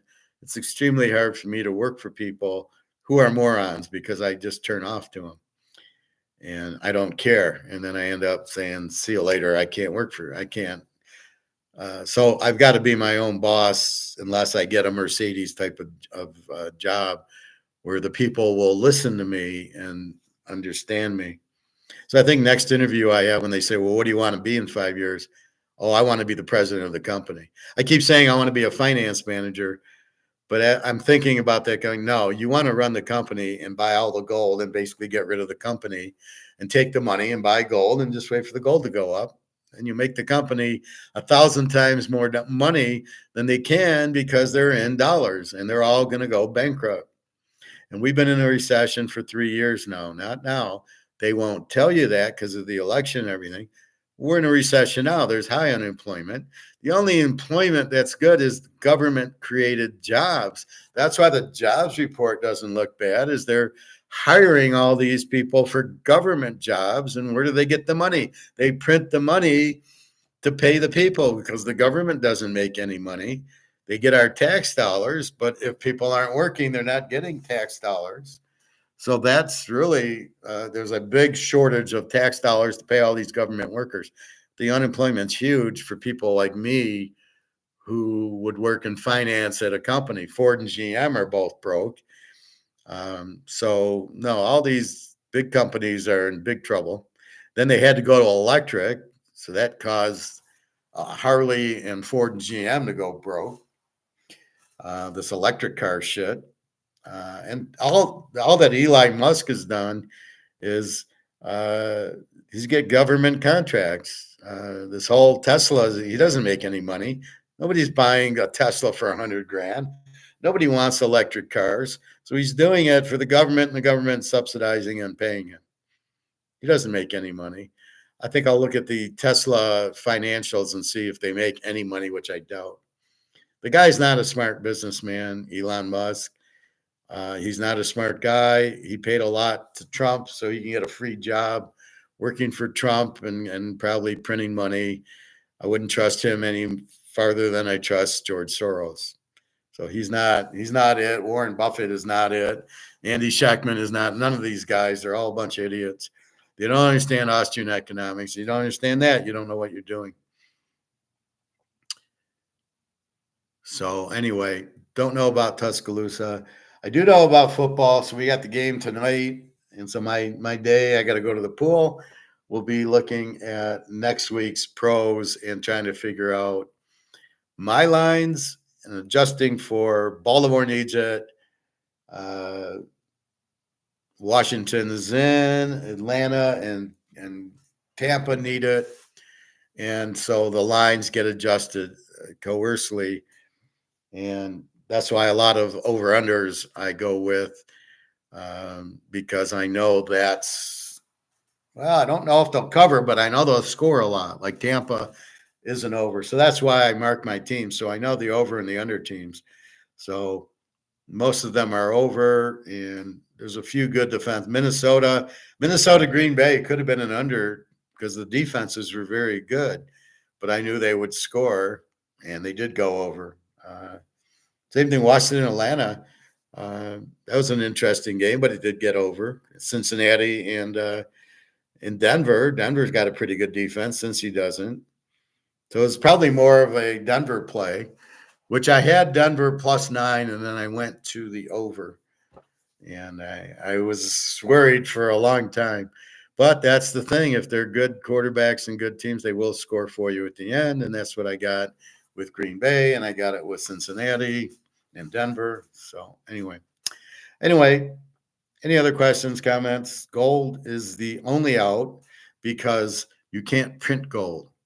So you must understand why gold. Why not copper, platinum, or something else? Gold is money. It's extremely limited, and you can't inflate it by printing more. That's why all the paper dollars you don't want to be in, because they just keep printing it, and they're worth nothing. So is this guy. He's not worth anything. So you must understand why they're not worth anything, because they're printed. And the more you print, they become worthless. And all of the dollars are worthless. So that leaves you to, well, then what do I get into? What can't be printed that has a value and a demand? And that's gold and silver. You can't print it, comes out of the mines, and so the supply is limited, but the demand's huge because it's real money. And that's what everybody wants, is gold and silver. It's limited. You can't print it and inflate it. And the price is being kept down, will go to the moon. So it's all there. It's the only thing that can't be printed that is very undervalued. And so, yes, you can get rich off of gold and silver like you did in the 20s in Germany. People with gold and silver got rich, and most people didn't have it, and they all went to the shithouse. Nazis, when they came into power in 32, were broke because the new Deutschmark was worthless. That's why Hitler started war, because he ran out of money. And what did he do? He'd go to Poland and Czechoslovakia and took the gold. That was the war. It was bullshit. It was just to get the gold out. Everything else was just a sidebar. And then the gold and the silver were the real war, pulling those out, as most wars are. They're either gold, silver, or oil. That's why they go to war. It's such bullshit because the guy in charge should be going to war. No, I'll get an army together and I'll pay these people nothing to be in my army, and they get uniforms. So, what a joke that is. Food question. Well, what's the question? Just ask it. You don't have to say food question. What's your question, Bobby? So anyway, that's the point of it. You can't inflate the gold and the silver. That's why we buy it. And you buy physical because nobody can take it. It won't lose its value, and you're safe, you're fine. And nobody knows you haven't. Eating apples healthy? Kind of. They're kind of sweet, kind of a lot of carbs. I would eat 1 or 2 a week. I wouldn't eat it every day.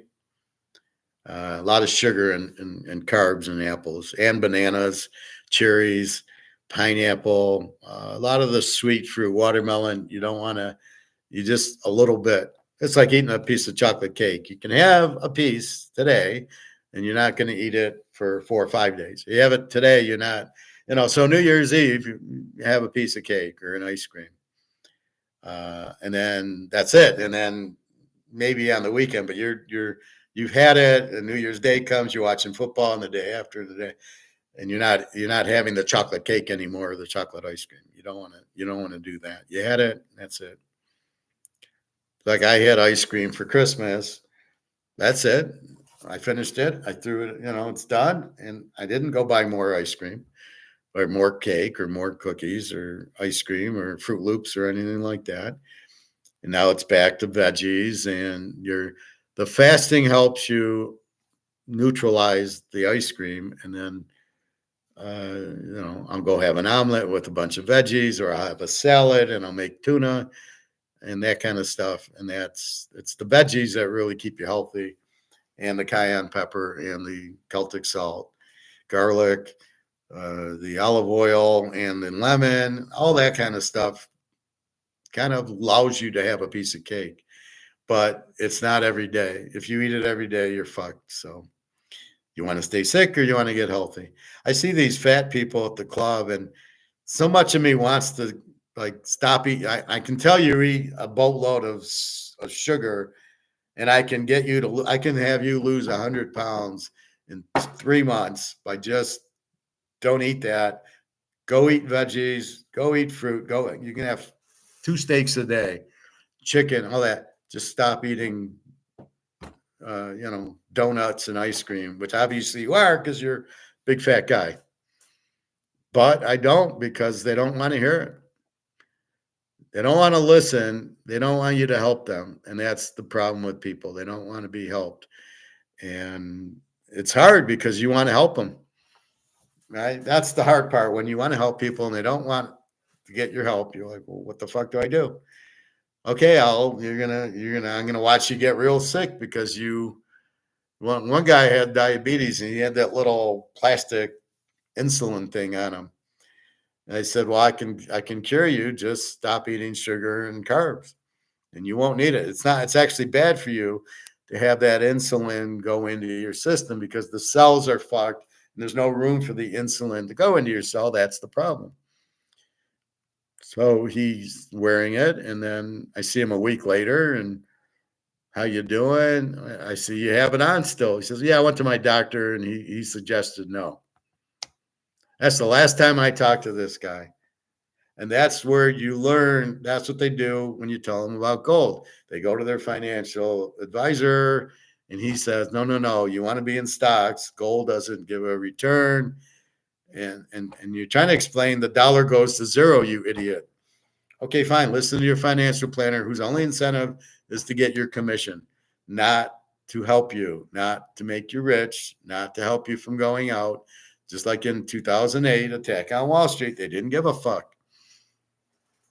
Oops, well, too bad. The only thing is our firm staying alive, not that. All right. With that, I am going to eat my lunch and go swimming. I'm on 3 hours and I am tired. Anyway, so no work tomorrow or Wednesday, and I go back to work Thursday as it's the second, and we'll go from there. All right, everybody, have a good day. Happy New Year's. Enjoy. I'll probably go to the casino and play poker, I think. I'm not sure. I don't know. It's whatever my mood is. If I hear to go play, because otherwise I'd really rather buy $500 worth of silver than go play poker with it. Because you could lose at poker. I can't lose at silver. Yeah, Bobby, probably class tomorrow, I think. We'll have to go through, we'll update the football and then go through the football playoffs, which are, I think, tomorrow night. There's the Penn State game, and then New Year's Day, there's the 3 games. So, yeah, we'll go through that tomorrow. Thank you. You have a good Happy New Year also. All right, everybody, have a good New Year's. Go buy as much gold and silver as you can. You're asking how to save yourself. It's simple. They can't inflate gold and silver. They are printing the dollars to zero. It's as simple as that.